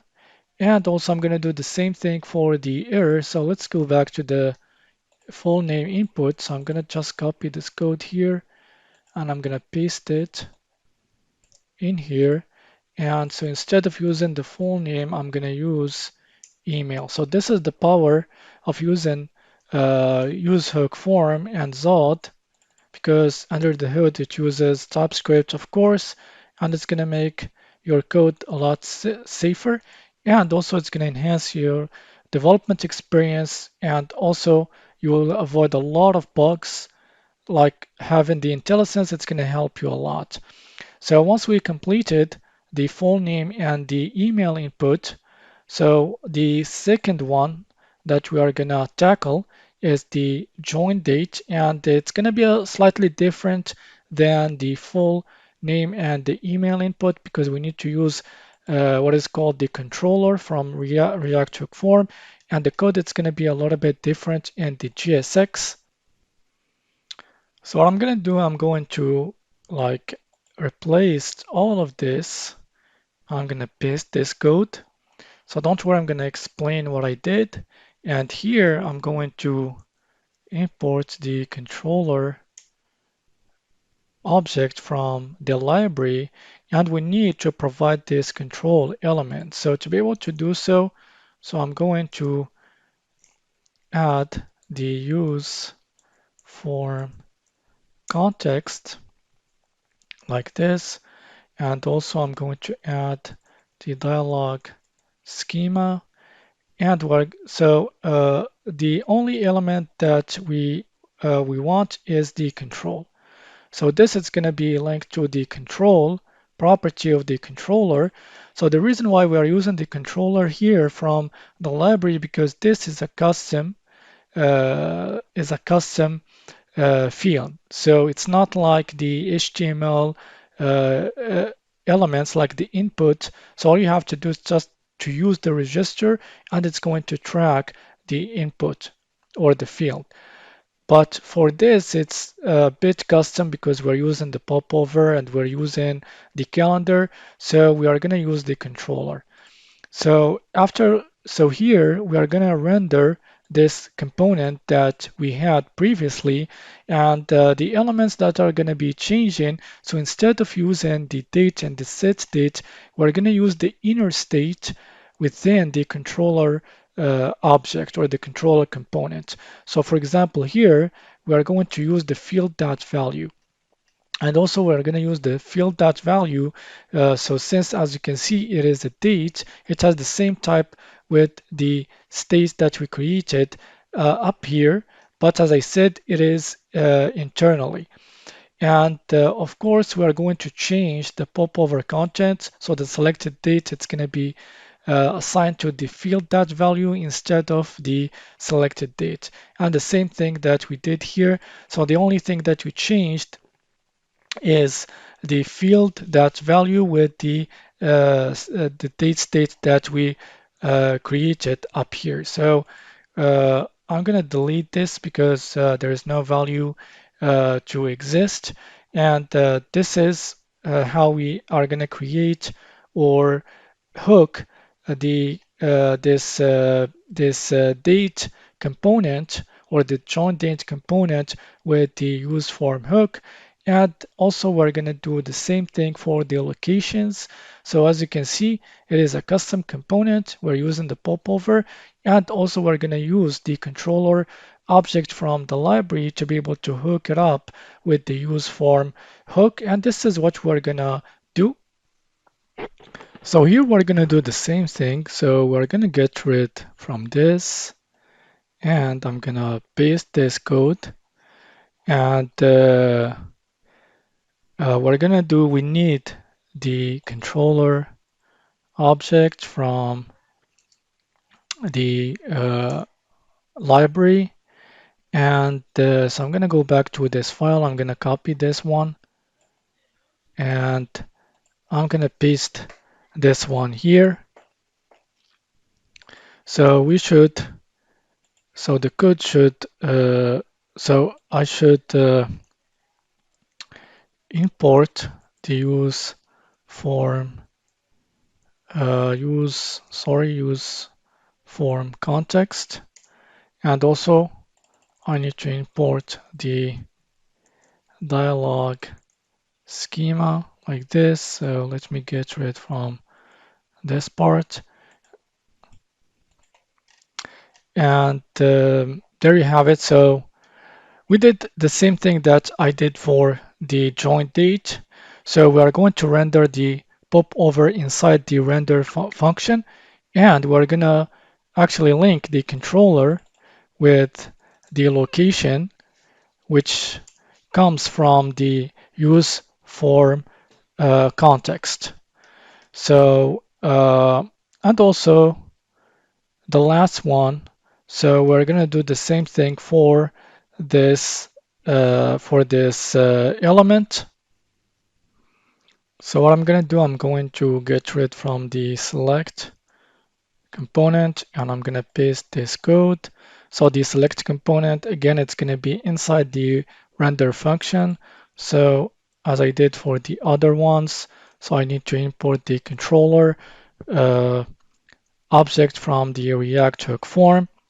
So sorry guys, my PC is a little bit slow, so that's why it takes a bit of time to load some of the basic stuff like the IntelliSense. So again, I'm gonna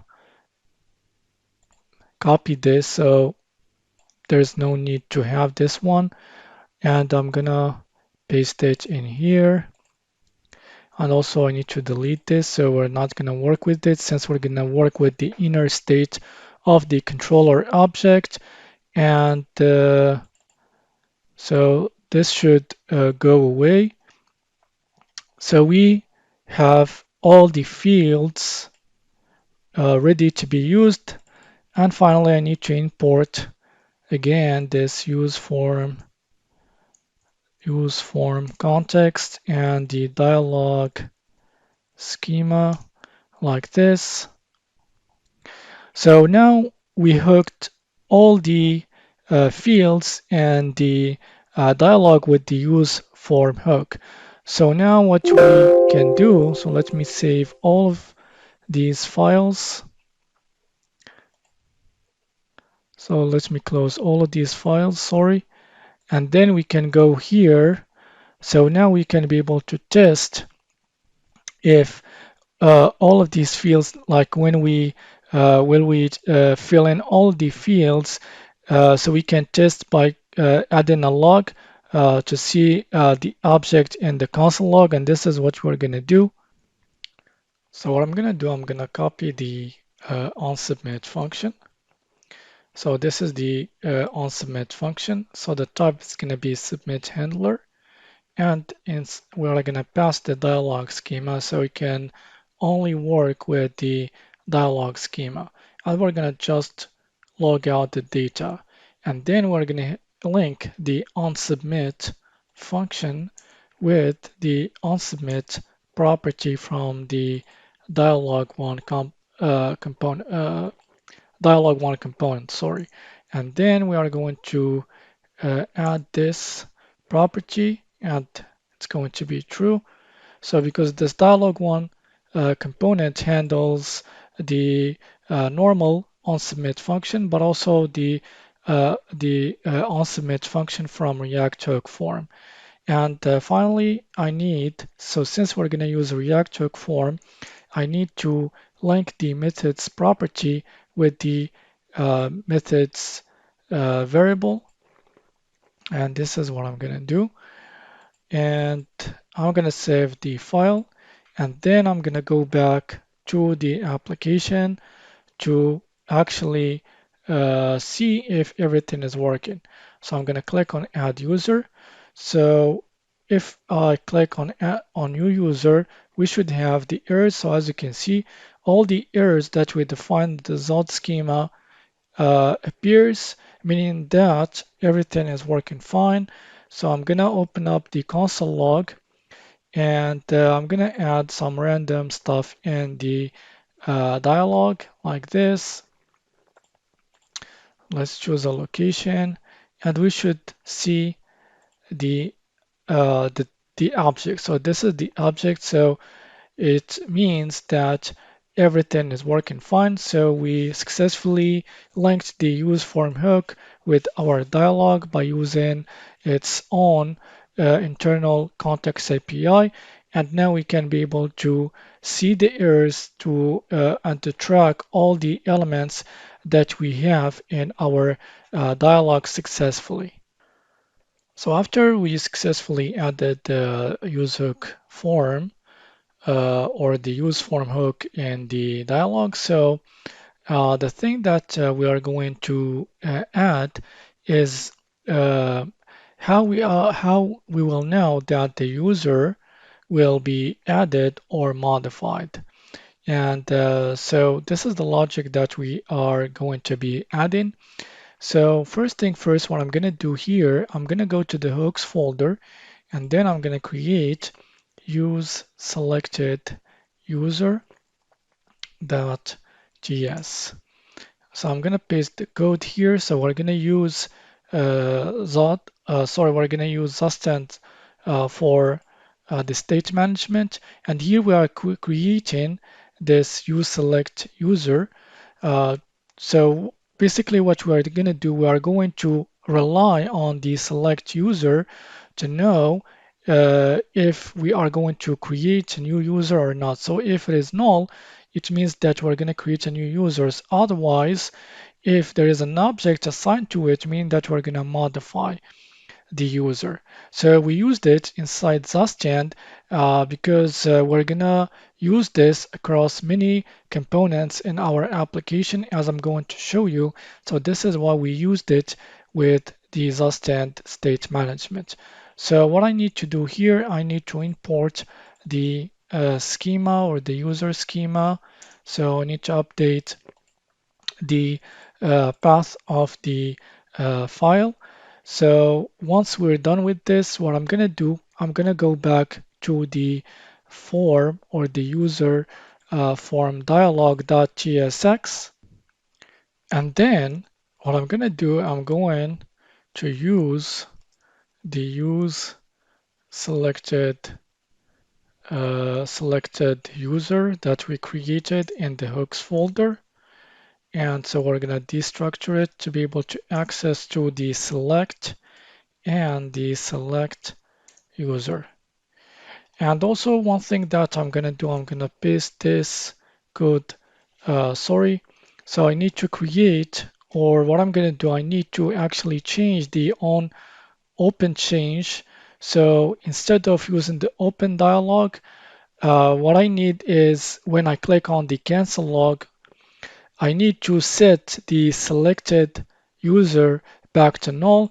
And to be able to do this, I need to create a new function to be able and hook it up with the on open change. And this is what I'm going to do. So I'm going to copy the function. So let me get rid from this console.log. And then we are going to get rid from the open dialog state and link it to the on open change. So the reason why I did, as I said, so when the because this it's gonna be implicitly have the open state, and so if we are closing the dialog, we are going to set the selected user back to null. We're gonna clear all the fields, and so otherwise, if we are opening our dialog, so we're gonna called the open dialog. So after this, here what I'm gonna do, so we're gonna rely on the selected user state. So if it is not null, it has the object, meaning that we're going to update our user. Otherwise, we're going to have in the title the add user. So if we go, so let's go back to the, sorry. So let's go back to our code, and I'm gonna click on here. So we have the new user, and notice that the fields are completely empty. So if I add this and I click on cancel, so we should see the the fields are empty. And to be able to see if the edit user is going to be shown at the top, what we need to do when I click, for example, new, or click on an invoice. So this should open the dialog, and we should assign the object to the selected user so we can see the information in here. And this is what we are gonna do. So let's go back to and go to the user table section, to the user table section.tsx. And what I'm going to do here, I'm going to add this property from the data table component, and we're going to create, so it's going to accept the callback function. And to be able to access to the row that we clicked on, so we're going to use the row property. And I'm going to paste this code here. And as you can see here, we have some errors, so don't worry. So we have this extract text from React node. So basically, so this is a utility type that I'm going to add to be able to access to the information from the row, from the each row. But because if I hover over this, as you can see, so so it's a value and a key value object. So the key is the key of each user, and the value is a React node. And to be able to access to the data inside the React node, we're going to use this utility type that I'm going to add in the code. And basically here what we are doing, we are going to find the user based on the user ID. And here I'm going to add the set selected user and the open dialog.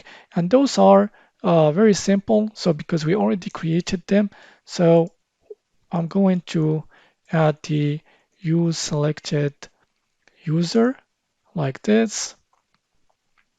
And I'm going to choose the set selected. And also I'm going to add the other one, which is use open uh, user dialog, and I'm going to choose the open dialog to be able to trigger the opening of the dialog. So the last one that I'm going to add is this utility type to be able to extract the information from the node, and this is what I'm going to do. So I'm going to go to the I'm going to create a new file called the utils.ts here, utils.ts. So I'm going to paste this code. So this is basically the code that it's going to extract the data from the node. So to be honest with you, this is something that the AI generated. And so we are going to import this from this file. So I'm going to do this extract text from node. So once we did this, so we should see the update of the title of our dialog. So when I click on here, our dialog should open, but we have an error here. So sometimes Next.js throws these errors and everything looks fine. So we created our functions and we imported them successfully. So I'm gonna restart the server again. So I restarted the server and everything is working fine. So when I click on this row, so as you can see, we have the edit user. So instead of add user, and if I click on add user here, so we can see the add user. So it means that our logic, it worked. So the only thing that I need to update like this title and the description. So the one that I updated after the primary button. So what I'm gonna do here, so I'm gonna do the same thing here. I'm going to use the selected user as a condition like this. So if it is true, we are going to choose the edit user. Otherwise, we are going to choose the add user, and I need to put these between curly brackets. And here, we need to update lastly the dialog description. So I'm going to paste this to save time. So I need to put this between curly brackets. So let's get rid from this. So here we are going to, the first message, fill in the information below. And depending on the selected user, if it's not null or not, we're going to use the create a new user. Otherwise, we're going to use the edit a user.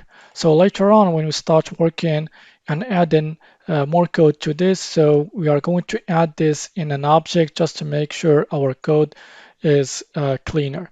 So now let's go back to our code or our application. So I'm going to reload the application to see the new updates. So now when I click on the user, so as you can see, we have the edit user. Also, we have the to edit a user and the edit user down in the button. And when I click on the add user, so we're going to have the add user. So this is basically the logic that I use to be able to know whether or to show or update the data. And also we're going to use it when we want to call the functions to create or add the new user to be able to show the information also in the dialog. So this is the logic that I use. So since we have accomplished this successfully, now we are going to start working or adding the functions to be able to add a new user or edit a user. And for this, we're going to use the React query to save us a lot of time. And I think that's a good library to use, especially if you want to work with caching and other many things. That's going to help you a lot especially when you are working with data. So now we are gonna install or use React query. So first thing first, we need to install the package. So this is React query, and I'm going to install the package. I'm going to paste the npm install and then task stack React query and hit enter. After we installed the package, the first thing that we need to do, we need to create a React query provider. So I'm going to call the file React query provider like this, .tsx. So I'm going to paste the code. So it is basically, so here it is a functional component where we are going to return a React client provider. And we're accepting as a prompt or as an argument the children React node. So meaning that wherever that we are going to wrap within this functional component, it's going to be a children. And so this needs to be wrapped around all the components inside the layout.tsx. So you can be able to access to all the functionalities, the data, and all the functions of React query in any component in our project. So this is why we're gonna create our provider. So once we create the file, so what I'm gonna do here, I'm going to add React client provider like this, and then I'm gonna take all of these component and put them inside the React client provider. So it seems that there is an issue here, and the problem I think is because I'm importing the wrong component. So React Query Provider, so I think that it is not imported successfully. So let's see what is the error here. And so I think that this need to be in here. And I'm going to put the children inside the query client provider. So I fixed the issue. The reason why, because I've been using the right or the wrong component. So I need to use React query provider instead of this one. So as you can see, the error is gone. And what I'm gonna do, I'm gonna take all of this at the top and then put all the elements within the React query provider like this. So after we set this up, so the next step is we are going to start using React query. So we're going to go to the hooks folder here, and I'm going to create a new file called use user data.js. So I'm going to paste this code. So basically what we're doing here, so let me import or update the path of the user type. And so here we are going to create a fake fetch users. We're going to use the promise, and we are going to use the set timeout to create a fake delay.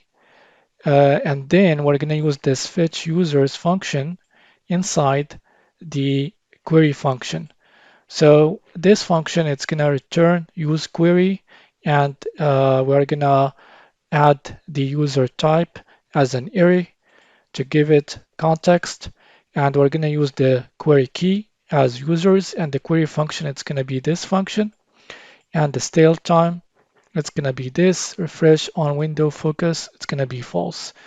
So we're going to do this for all the functions like adding, updating, and deleting. So when we're going to start working with the database, so all you have to do is just update this fetch users by using the fetch method after creating our endpoint. So that's the power of using React query. So once we've done this, so the next step, so we need to update the table and the other elements like the cards that actually use the mock users data that we created, and we need to use this users data from the use query, And this is what we are going to do next. So let's go back to our code, and we're going to go to the user table section. And here, so we're going to start by the table first, and we are going to call the user table, and we're going to access the data, and I'm going to change the name of the data as users. And then I'm going to take the users, and I'm going to go to the, so it is throwing an error. So it could be undefined. So to be able to fix this issue, and what I'm going to do first here, so I'm going to add a fallback. So if the users is undefined, it's going to be an empty array. And also, I'm going to do the same thing in here. So what I'm going to do here, so I'm going to do a condition. If the users is not undefined, then I can use this, then I can access to this statement to find the user. Otherwise, otherwise,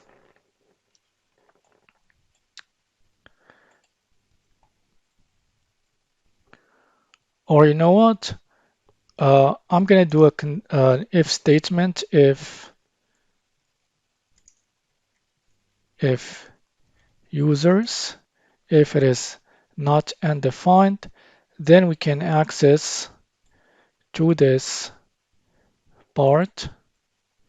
And so I'm gonna get rid from this, and the same thing, I'm gonna do this for this one. So as you can see, the error is gone.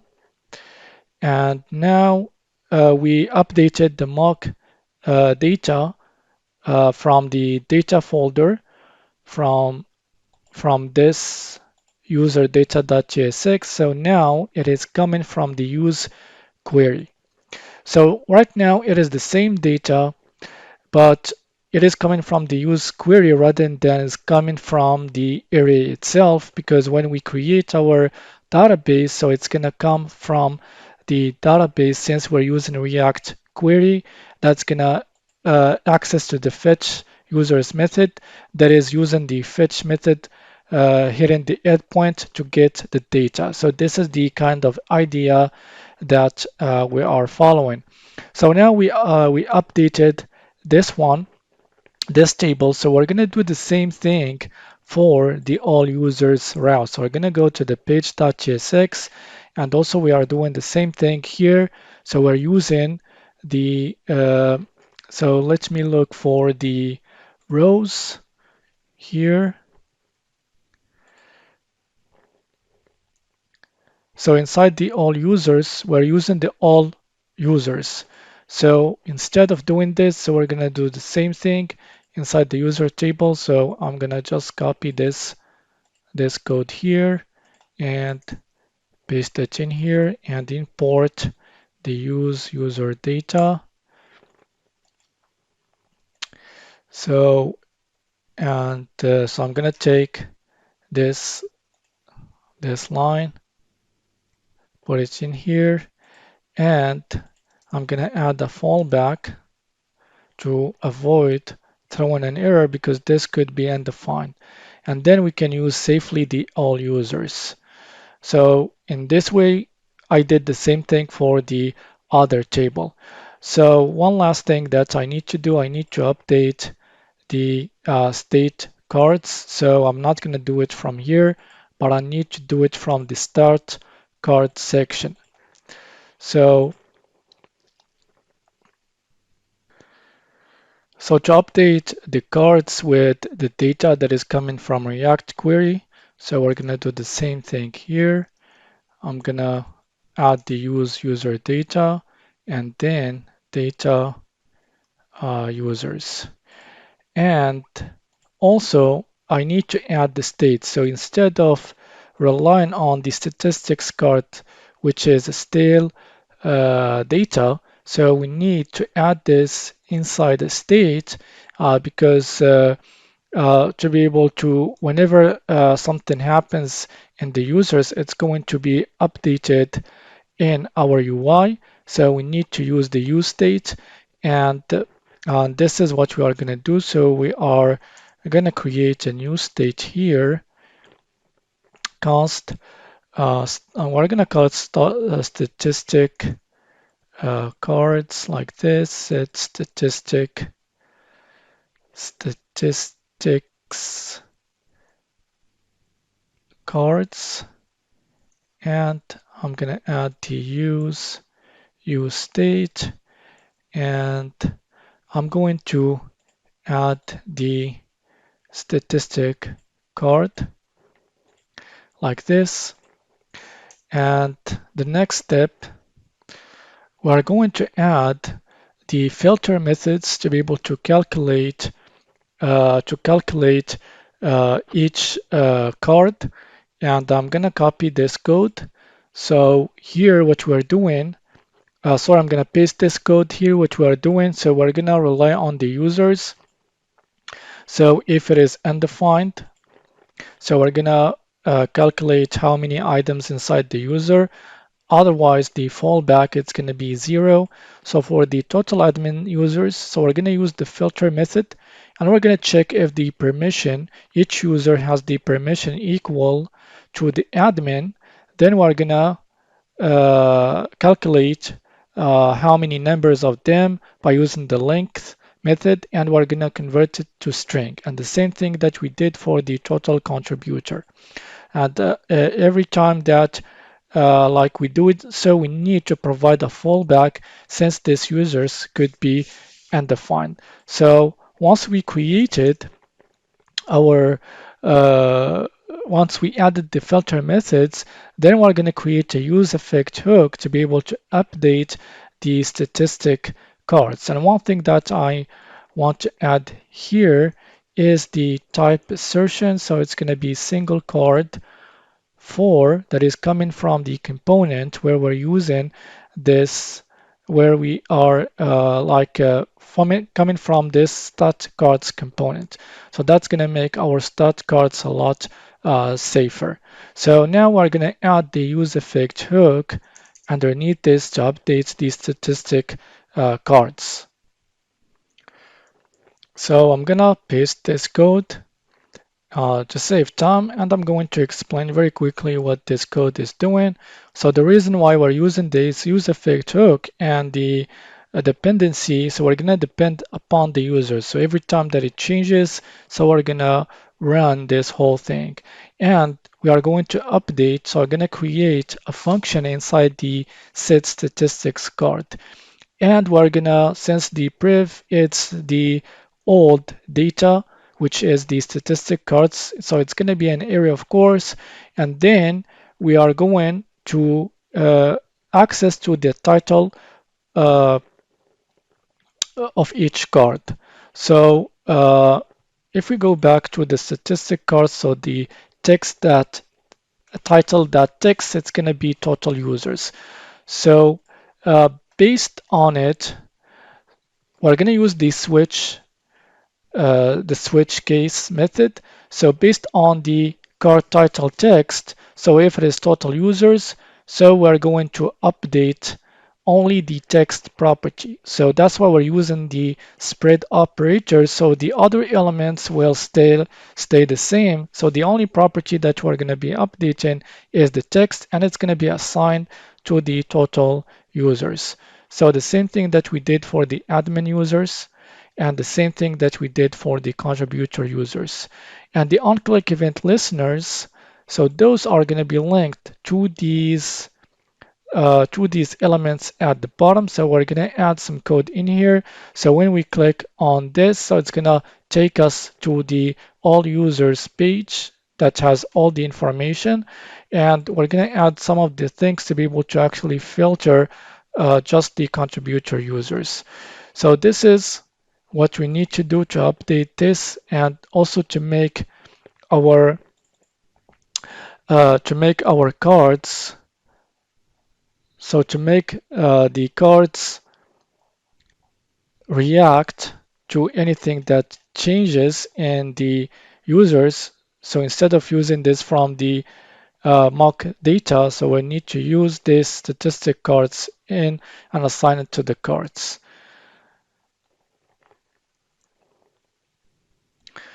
So now we are going to start adding the add functionality. So once we added the React query in our application, so first thing first, we are going to go to the hooks here, and in here I'm going to create a new folder called data functions.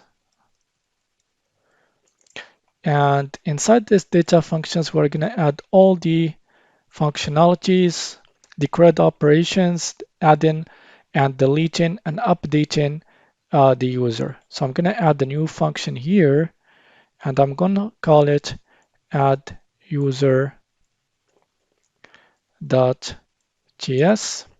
And in here, I'm going to add a simple function that uses a promise and uses the set timeout, and then we're going to use this function inside the use query. So I'm going to paste this function. Again, I need to update the user type. So as I said, so it's a simple function that uses promise just to simulate so the adding the user into the database, and then we're going to use the users that push to be able to add the user inside the users array. And then I'm going to create a new file here, and let's call it use data mutations.js. And here we're going to create all the mutations needed to update by using the use query hook. And this is what we are going to do. So I'm going to paste the function. So first thing first, I need to import the use query client from React query, use mutation, and also I need to import the add user function that we created in the add user.js. So here we're going to use the use mutation from React query. So the mutation function is going to be add user, and on success, so we're going to refresh our users array. So once we added this function to be able to add the user, so we're going to go back to our dialog to be able to add this function. And when we click on the add user, so it's going to be added. So first we need to go to our dialog. So we're going to go to the user dialog form.tsx, and here we're going to add our method inside the onSubmit function.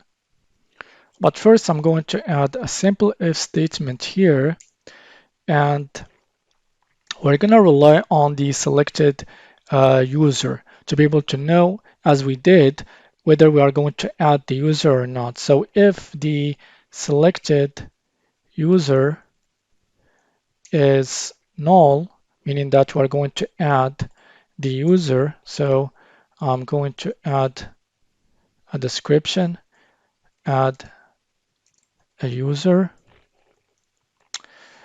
Otherwise, we are going to update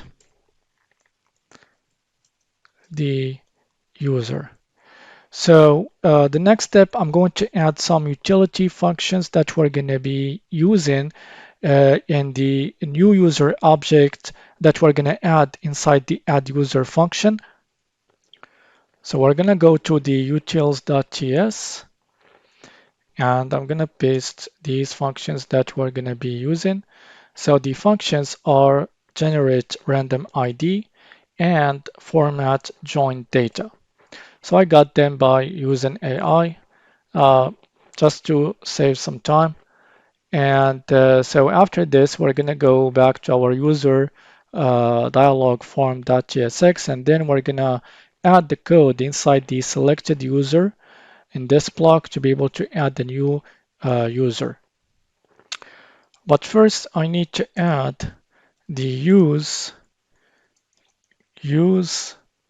So I need to add the user from React query.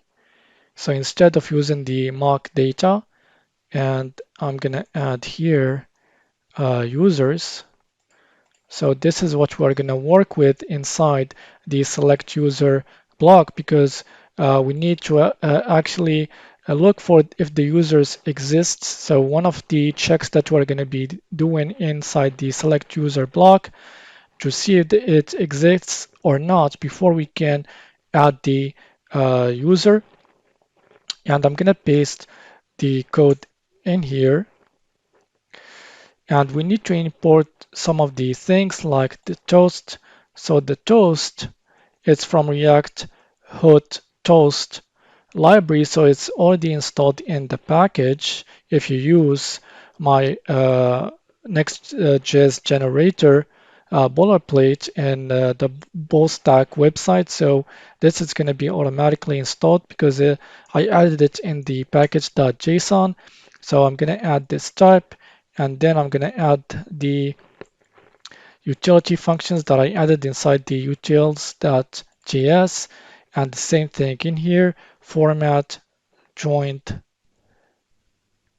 data. And then we're going to add the add new user from here. So here I'm going to destructure use add user and access to the function. So here we're gonna add mutate async, and I'm gonna call this add new user to be able to access to the user. And so the last thing that we need to add is the close dialog. So this it's going to be added from the use open user dialog to be able to close the dialog, close dialog. And so now all the errors are gone. So I'm going to explain all the code here. So like after we checked if the selected user is not null, so we're going to find if the user, we're going to look if the user is already in the user's array, just to avoid if the user exists or avoid duplicates. So if it is found, so we're gonna use the email to be able to check that out. So if it is found, we're gonna return users, otherwise we're gonna return undefined. And if it is undefined users, we're gonna show an error, user's email already exists. And then we can safely access to this block. So we're gonna create a new user object. So the user ID, it's gonna be based on this utility function. So we're gonna add all the remaining information from the data. And for the join, so we're gonna use the join format join data to format our data.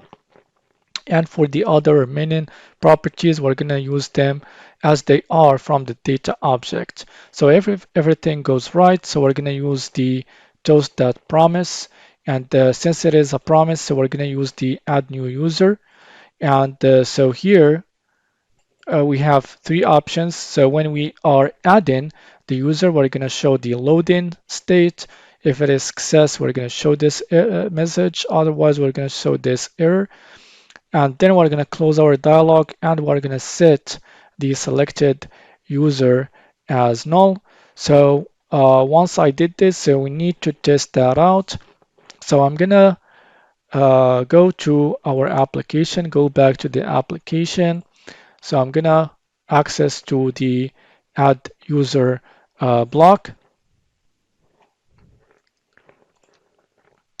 So I'm going to add random information test, and I'm going to add this email. So let's choose a random location, click on add user. So I think that the user has been added successfully. So if we go to the see more, so as you can see, our user has been added successfully. So now we added the user. We can be able to add the new user. Then we are gonna work or add the function to update the user. So now we are gonna add the functions to be able to update the user. So as we did for the functions to add the new user, so we're gonna do pretty much the same thing. So we're gonna go to the hooks, and inside the data functions, I'm gonna create a new file called update user.js, and inside of here we're gonna create a simple promise that simulate the updating of the data in the database. So I'm going to paste this code. So as you can see, it is a simple method with type promise. So it just simulates the async update.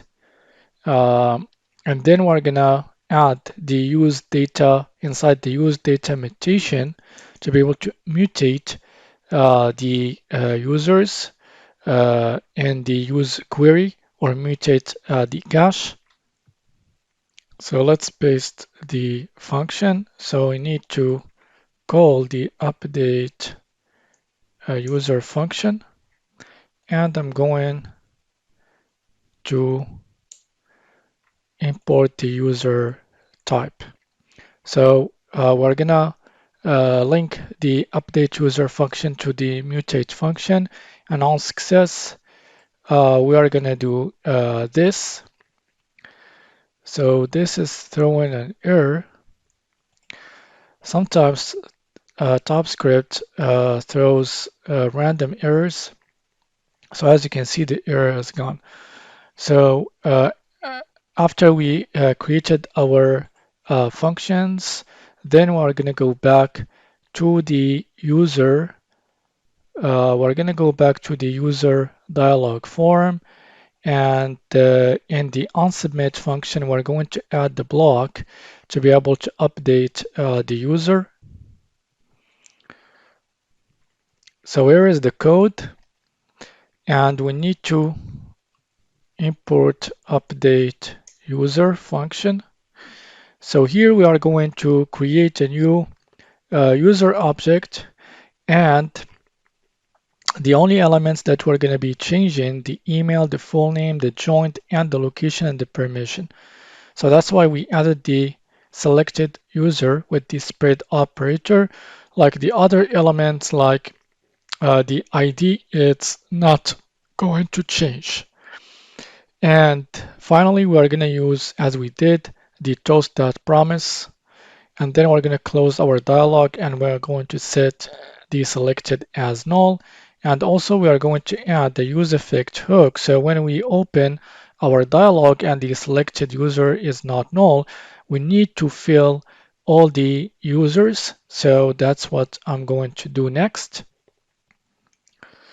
So this is the use effect hook, and I'm going to import, of course, the use effect hook from React. So when the selected user is not null, so we're going to destructure it to access to all the properties, all the elements, and then we're going to set the value by using the method function from the use form hook. Otherwise, we're gonna reset all the fields by using the reset function, and then it's going to be dependent upon the is open state. So let's test this if it's working. So what I'm going to do next So also I need to add the ability to actually when I need to update the drop down to be able to get the copy and the edit and the delete. But if I click on the test, so we should open the dialog. So I should go back to the main page because I didn't add the logic to open in the route to open the dialog. So I'm gonna go back to the main page, and when I click on the user, as you can see, all the information related to this user are in the field. So I'm gonna update some of the elements and see that everything is working. I click on edit user. So so if I go back and something is going wrong in here, so let's test this out again and click on edit user. So I think that it is something going wrong with the state. So the state or the cache is not updated.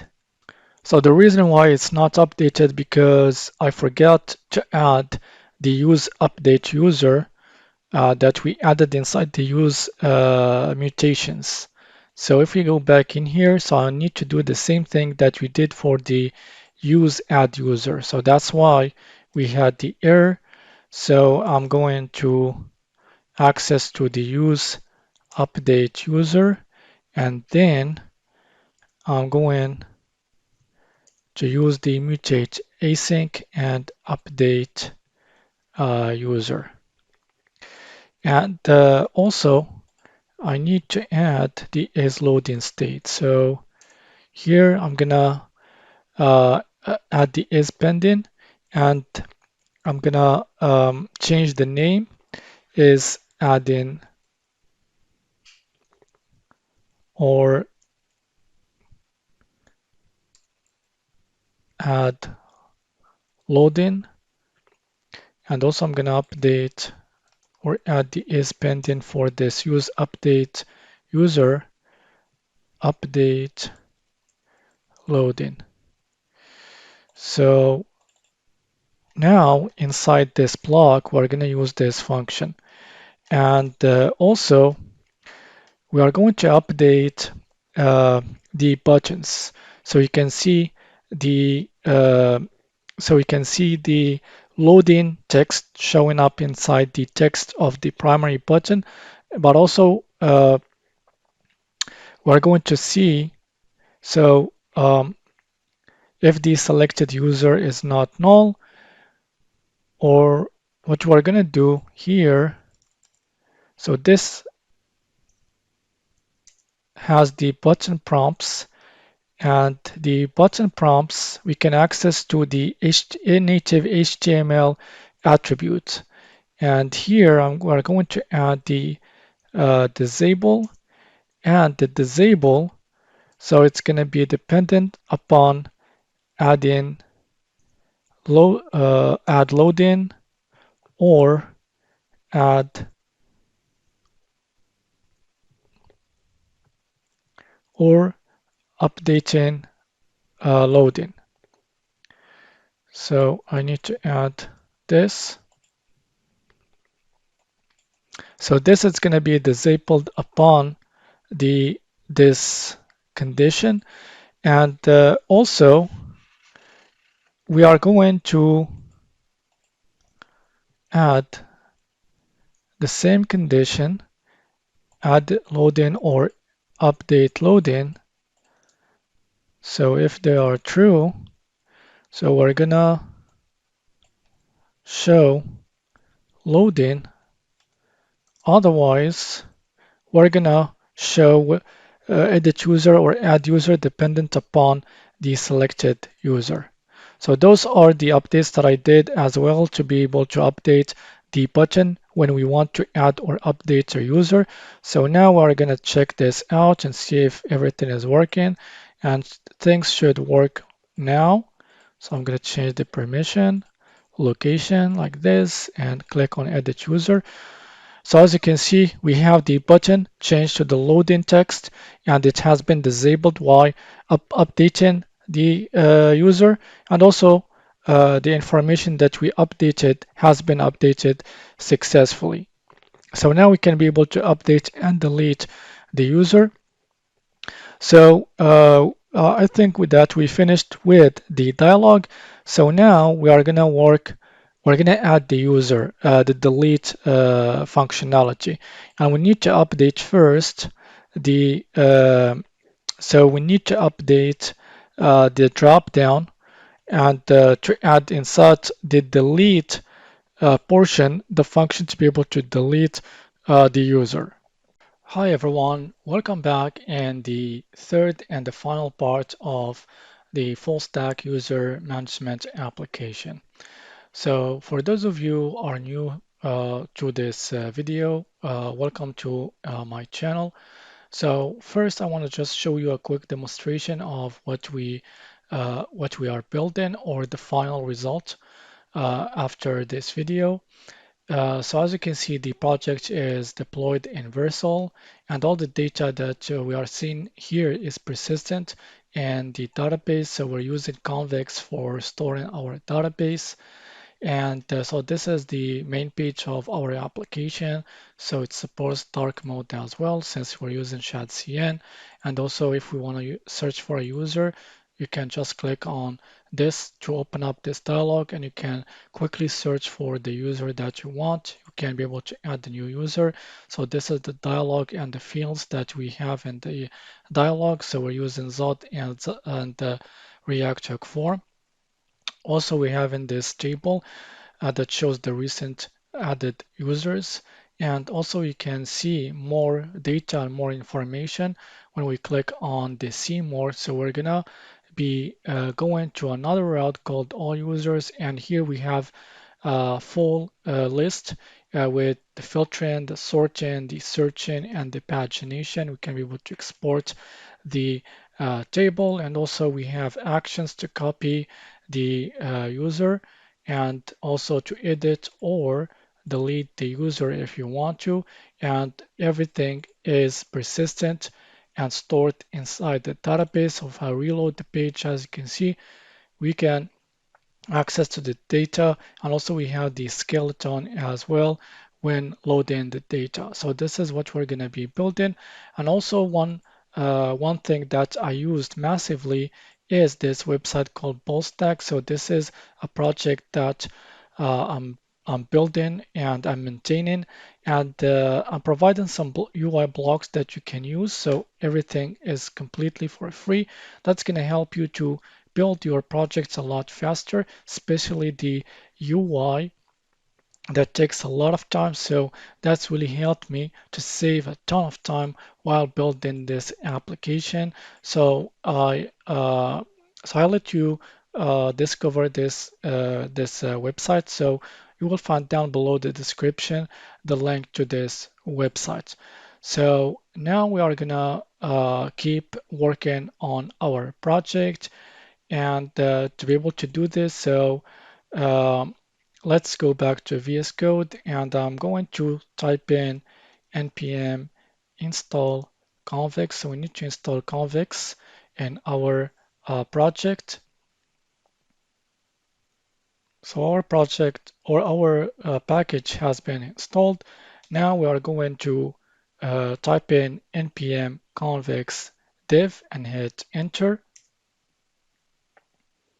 So we can choose to create a new project or choose an existing project. So we're going to create a new project, of course. And so I'm going to stick to the name. So, or I'm going to do this user stack app like this, or add final. So I'm going to choose cloud deployment.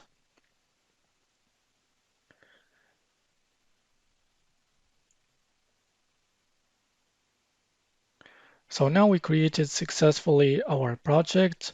So what we're going to do, we're going to go to convex. So let's go to convex, and I'm going to log in with my Google account. So as you can see, our project has been added successfully into the dashboard. So I can access to the application. So now we are in the development mode. So once we finish creating our mutations and our table, then we can, and once we want to deploy it into Versal, then we're gonna choose the productions. So now, as you can see, our project has been created successfully. Now we can be able to create our functions or mutations and also our schema, and this is what we're going to do in the next step. So after we set up Convex and we installed it inside our project, so the first step that we're going to be doing is creating our first schema. So to be able to do so, go to the Convex folder and I'm going to create a new file called schema.ts, and I'm going to paste the code or this schema in here. So basically what we are doing here, we are going to create a new table called users, and we're going to define a table. So we're going to use these convex functions. So we're going to create this table, and inside this object, we're going to define the structure of our user as, so it's going to be the same structure that we used in ZOS10. So that's the power of using convex, because it uses TypeScript. So all the everything that we are going to do here, it's going to be type safe, and it's going to go along with the types that we created in the front end with the user object. So after we created this and saved the file, so I'm gonna go to the dashboard, so you can access to the dashboard via this link, and we should see our new table has been created. And so if we go to the data, so as you can see, our table has been created the with the columns. And if we go to the schema, so as you can see, so this is the schema that we defined. So the best thing about convex, so everything that we are doing in here and just saving the file or adding a file inside the convex folder, so it's going to happen. Everything's going to update instantly. So if you do this and you go back to your dashboard, you will see all the things has been updated in your dashboard. So that's the power of using Convex, because it uses WebSocket technology that allow this to happen. So once we created our users table, we defined our schema and we created our table. So the next thing that we're going to do, we're going to create our mutation. So the first mutation, the function, is the add user. And also we're going to add another function called get user. So it's going to add the query or use the query function from Convex. So to be able to do this, we are going to create a new file inside the convex folder, and I'm going to call it users.js. So I'm going to copy this file. So here we have what is called mutation. So it is a function that's going to allow us to add a new user or to do any change in your table. And also we have the get user, so it's going to use the query function to be able to extract and pull out the data from the user's table. So, and one thing that I want to show you, if we go to our dashboard and we go to the function, we should see our users. So just by adding this inside the file, it has been updated automatically in our dashboard. So we can access to our functions just from here. So that's the good thing about using Convex. So now after we created our mutation, so I'm going to create a seed route to be able to use the users that we created inside the user data. So we're going to take all the users from this array and we want to add them automatically in our convex table. So I don't want to do this manually. So as you can see, we have a lot of users. So we are going to create a new route called seed, and we're going to use our mutation inside the get method to be able to add the users. So what I'm going to do here, I'm going to create a new folder and I'm going to call it API, of course, since we're using Next.js, and I'm going to call, or sorry, I'm going to create a new folder called seed, and I'm going to create a new file called route.js. So I'm going to paste the code. So as you can see, we have the get function. So first we're going to access to the next public convex URL. So convex creates automatically inside the .env.local the public convex URL. And so we're going to use this to be able to point to our database and the cloud. And here we're going to use the get function, and we're going to use the for loop to access to each user inside the user's object, which is this array that I showed you.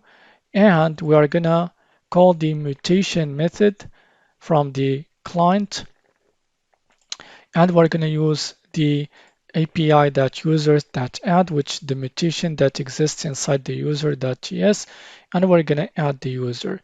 So, and if everything goes well, so we're going to return response message seed completed.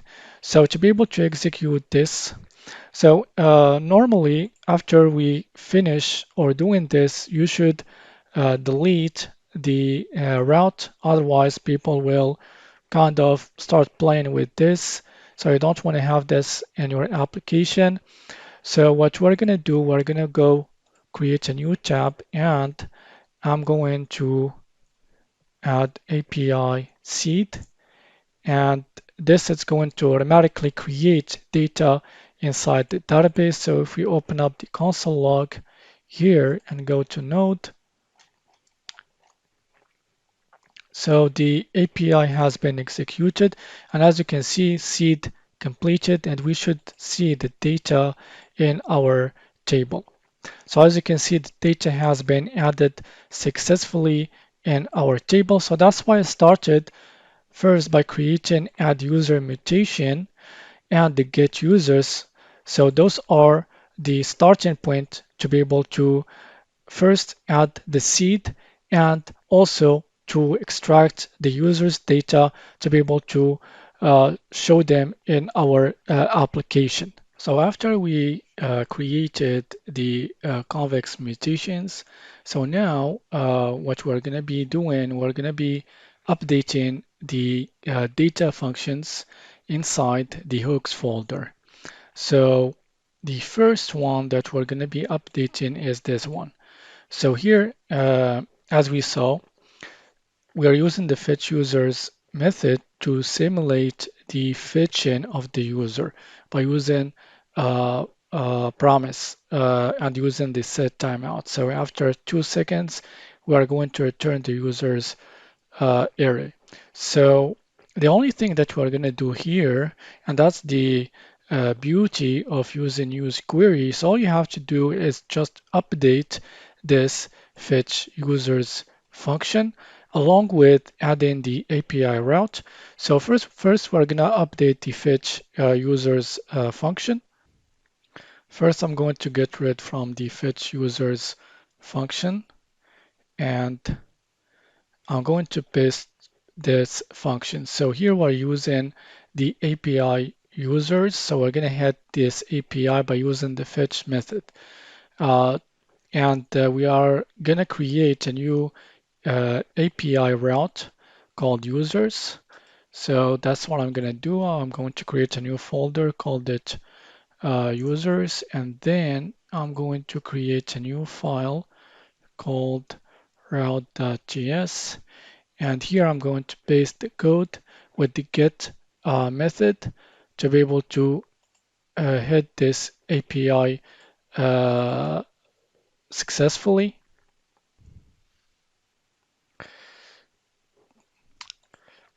So this is the function. So the only thing that I need to do, I need to update the path of the API. So I'm going to do this. So now as you can see, the error is gone.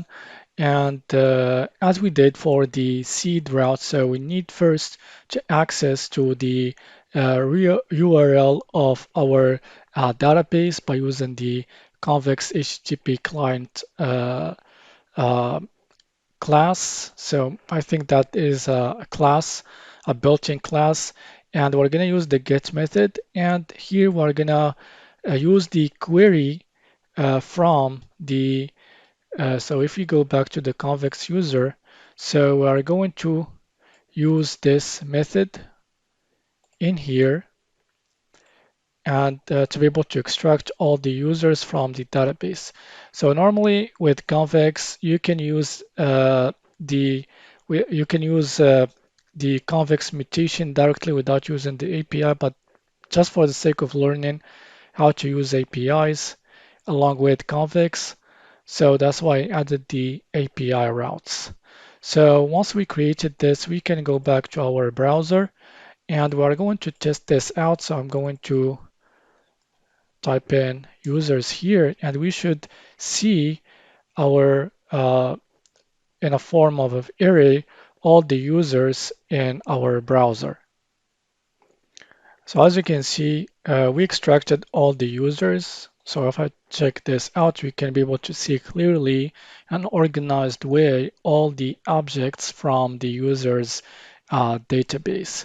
So after we did this, if we go to our application, so I'm going to open up a new route here, and the information that is going to be loaded, so it's gonna be coming from the database. So as you can see, the beauty of using the query, so we don't have to go to the project inside the component or wherever that where you're using the method to get the users. So we're gonna just update this function and use query. It's gonna take care of the rest. So that's the power of using the use query. So once we added the fetch users, so now we can be able to do the same thing for the add users. So what we're going to do here, we're going to update this function and we need to create a post method that's going to hit the users API and you are ready to go. So that's what we are going to do now. So let's go to the API folder and inside the route.js, I'm going to create a new method called the post method and I'm going to paste this function in here. So basically what we're going to do, we're going to take the JSON and we're going to assign it to the new user and then we're going to create a user payload. So we're going to make sure because the structure might be a little bit different, so we need to make sure that it's going to actually fit the same structure before that we used in convex before we can add it inside the database. So that's why we use the user payload. And now we're going to use the client.mutation and we're going to use the add user mutation and we're going to pass the user payload in here and we're going to return as a JSON the added user so we can return it to the client and use it in the client side. So now after we added the route.js, so all we have to do is go back to the add user.js and we need to update the add user function with the fetch method to be able to pass the new user to the server. So I'm going to get rid from this function. I'm going to paste the correct function. And let's get rid from the user's array. And so the signature is going to be the same. And we're going to hit the API users with the post method. And we're going to pass as a JSON body the new user. So it can go to the post method and add it inside the convex database. So now if we go to the front end, and so let's try to add the new user. So I'm going to do this, and we should see the new user should be added successfully. So when I click on new user, as you can see, the new user has been added. So if I reload the page, so let's reload the page to see if the user has been added successfully. And we should see 15 users in here. So if it does, it means that the user has been updated successfully. So as you can see, users has been added inside the database. And if we go to our convex project, so that's the user that we added, and it means that everything is working successfully. So now what we're going to do, we're going to add the delete user. So we're going to follow the same principle. We're going to add the new route inside our new method called delete inside the route.js, and then we're going to update the user or delete user function. So let's update the delete user function. So I'm going to paste the new function in here, and I should add curly brackets in here.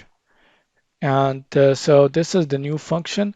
So we're going to head the API users route by using the delete method, and we're going to pass only the user ID. And then we are going to wait for the response.json. So let's get from this log just for debugging, and we're going to return the result.delete user ID. So now once we created this, so we're going to go to the route.js, and we're going to add our delete method in here. But first, before we add the delete method, we should add, or we need to add uh, a mutation here called delete user that we're going to use inside the route.js as we did for the post method. So we use the add user mutation from the user.js. So we need to add a new mutation called the delete user before we can update our route.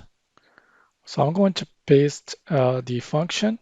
So this is the delete user mutation. So the argument, it's going to be the user ID as a string, and the handler, which is the function that's going to do the thing inside the database. So we're going to access to the database, and we're going to use the .query users, which is the name of the table. We're going to filter by the user ID, and then we're going to use the collect method. And so if the length is 0, so we're going to throw an error, and we're going to access to the elements inside the users, and then we're going to use the ID to know the existing ID, and then we're going to use the delete method to be able to delete the ID that we want or that we set inside the delete user function. So once we did this, so now we can be able to safely create our post method. So here is the delete method function. So we're going to get the user ID from the client, and then we are going to check if the user ID is not null. And so if it is, so we're going to return error. And we're going to use the client mutation, and we're going to use the delete method or mutation that we just created. And as an argument, we're going to use the user ID. And then we're going to return the result as a JSON response. So once we have done this, so we should test this out. So we're going to go back to our application. And so I'm going to go to the all users page. So there I can access to the delete function. So I'm going to go to the action column to the drop down and click on delete and click on delete user. So it failed. So something went wrong. So I fixed the issue. So the reason why it throw an error is because the function has not been added inside the delete user function has not been updated in the dashboard. So what I did, I just rerun the npx convex div, and then the function has been added successfully. And now we can be able to run the deletion successfully. So just to see how things are working, so when I click on delete user, so the user has been deleted successfully. And if I reload the page, so all the information will remain persistent, and we should see 13 or the number 13 in here, which means that the user has been deleted successfully inside our database. So here you go. As you can see, we have the 13 number and everything is going great. So now the next step that we're going to do, we're going to go to the we're going to go back to our code, and we're going to add a new mutation called update user to be able to update a new user. And also we're going to update the data function in here and the update user. Also, we need to add a new route or a new method called the put method to be able to update the user. And this is what we are going to do next. So we're going to start by adding the put method in the route.js of the user's API route. So I'm going to paste the function in here. So basically, we are going to do pretty much the same thing that we did for the post method, but here we are going to um, we need to create an update user mutation. So we are going to get the request from the client, and we're going to start inside the updated user. And then we're going to create a user payload, and we're going to create this object that's going to be the same schema that we used in convex. And then we can be able to safely use the mutations from convex. So here the error is here because we need to create a new mutation called the update user inside the user, uh, inside the user.js. So we need to add our schema, and this is what I'm going to do. So this is the update user function. So the argument, it's going to be the user. And so we're going to use all the structure that we defined in the user schema and inside the handler function. So this is going to be the same as we did for the delete function to be able to access to the user that we want. And then we're going to use the patch method from convex to be able to update the user based on the convex ID. And then we are going to get the update the user by using the db.get, and then we're going to return the updated user so we can use it in our route. So let's save our file. And also one thing that I'm going to do first, so I'm going to check if the function has been added in our dashboard. So I'm going to go back to my dashboard, and we should see our function update user has been added. So if we go to the functions section, so as you can see, the update user has been added successfully. So now we can safely use our function. So here, so let me get rid from this line. So there is no need to use this. And if we go back to our route.js and the put method, so as you can see, the error has gone. So one last thing that we need to do or update is updating this update user. So this is a promise simulating the update by using the set timeout. So as we did for the add user and delete user, so we need to update this as well to hit our API. So I'm going to paste the code in here or the new one. And as you can see here, we're going to use the fetch method with the put method, and we're going to send the whole updated user to the server side so it can actually send it as well in the convex and do the necessary updates. So now, after we've done all of this, we are going to test this out. And so let's go to our application, and we're gonna again go to our all users list. So I'm gonna randomly choose this one, and I'm going to update this user. So I'm gonna change some stuff. So let's change the location, and I'm gonna hit edit user. And again, we have another error. So let's go back to our project and see what is going on here. So, so after I repeated the operation, so finally it worked. So I'm going to show this. So I'm going to update some of the things in here. So hopefully that it's going to work again. Click on edit user. So as you can see, our user has been updated successfully. So if we go back to our user, so as you can see, the user has been updated. So it remains the same, meaning that it has been updated successfully in our database. So the last function that we need to update is when we want to delete all the users. So this is the function that we want to update. And also we need to add a new convex mutation to be able to do this. And also we're gonna add a patch method in the route.js to handle the deletion of the users that we selected. So basically we're gonna use it when we click on this button. So every time that we click on this button, we are going to trigger this delete users function. So first we need to update this one. So let's get rid from this function. So I'm going to paste this function. So as you can see, the function has the same signature.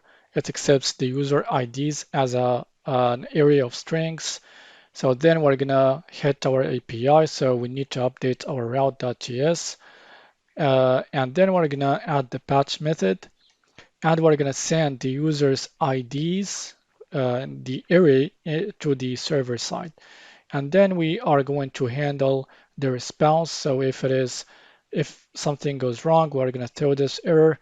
Otherwise, we're going to store the results inside the result constant. And so I was just logging this out just for debugging. And finally, we're going to return the delete users. So once we did this, so we're going to go to the route.js, and then I'm going to add the patch method in the route.js. So this is the function. Again, it's going to throw this error because we need to add this mutation in the convex or the users.js in the convex folder. So first we are going to get this from the client. So we're going to do some checks in here. And then we're going to use the mutation to be able to trigger the delete users mutation. And then we're going to return the result in a form of JSON. So now to fix this error, and what we're going to do, we're going to go to the convex folder inside the users.js. And here we're going to add our mutation.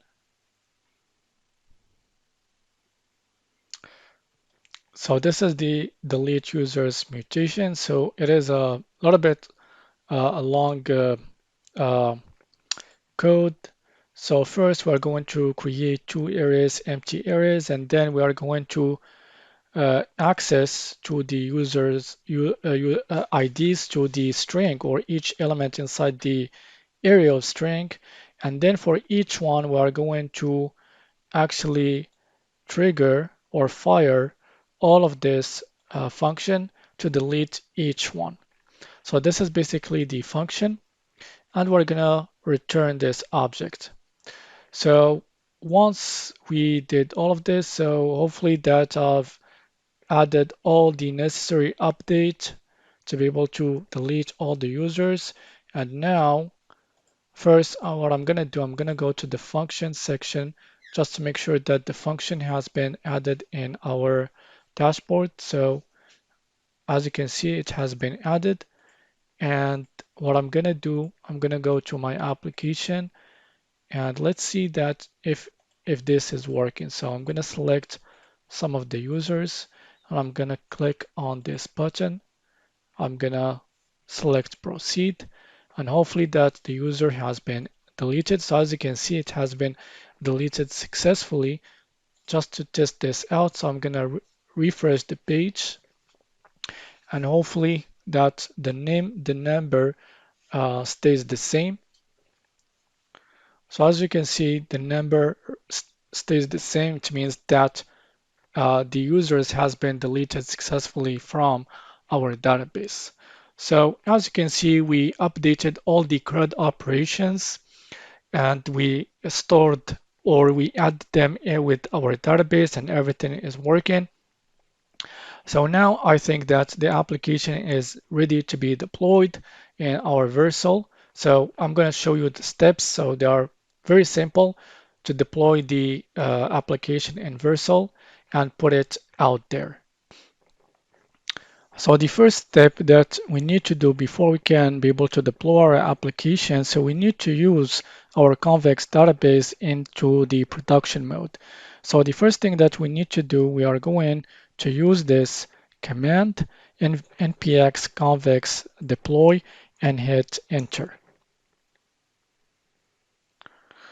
So as you can see, it will generate a new route and asking us, do you want to push your code to a production deployment?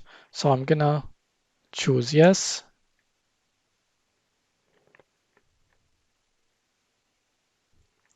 So after we created our new URL for production, so now we need to go back to our dashboard and we are going to go up here and select production. So Convex created a new link, production link.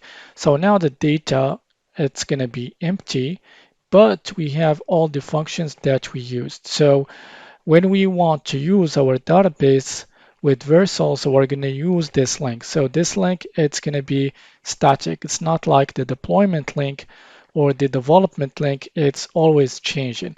So once we created this, so we're going to go to the settings.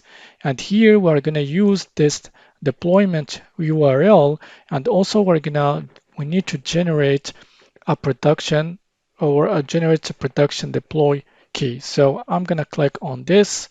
So I'm going to just use this simple name and click save, and it's going to generate for us this link to be able to use it in Vercel.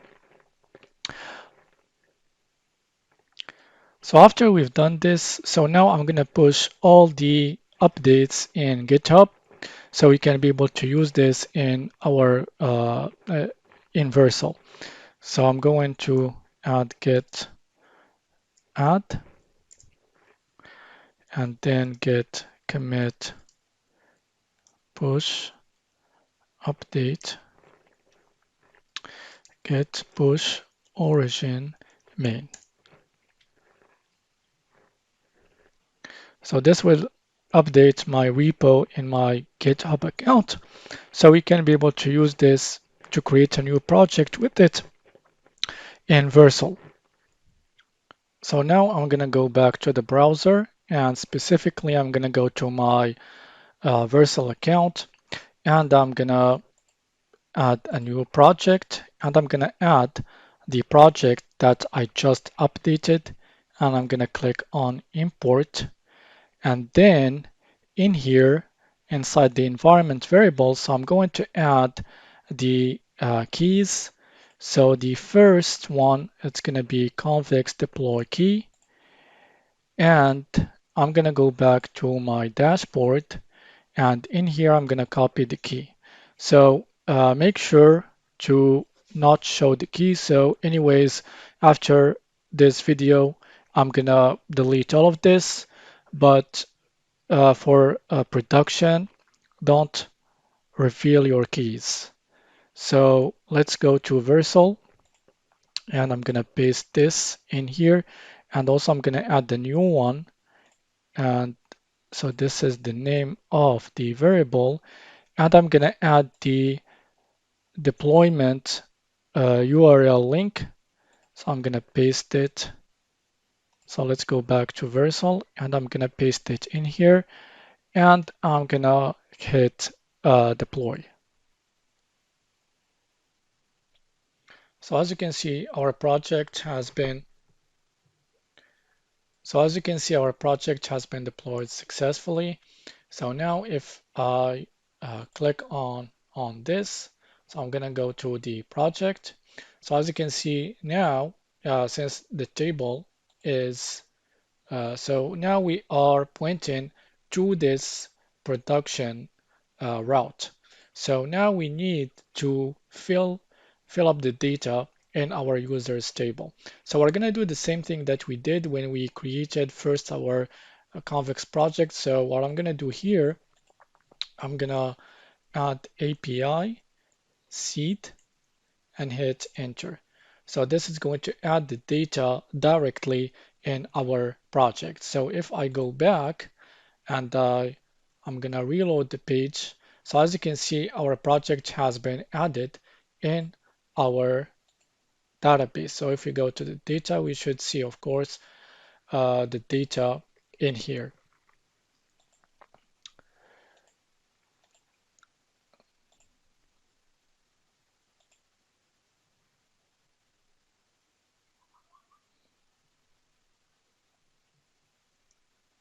So you can see all the data in the data or the users table. So we are, as I said, pointing to this route. And just to see that everything is working, so I'm going to add a new user like this and click on new user. So as you can see, the user has been added to the database. And to check this out, so as you can see, this user has been added. So now our application is fully deployed in Versal and everything is working well. So this is so we come to the end of our project series. So I hope you learned something new from this project, and I'll see you in another project in this channel.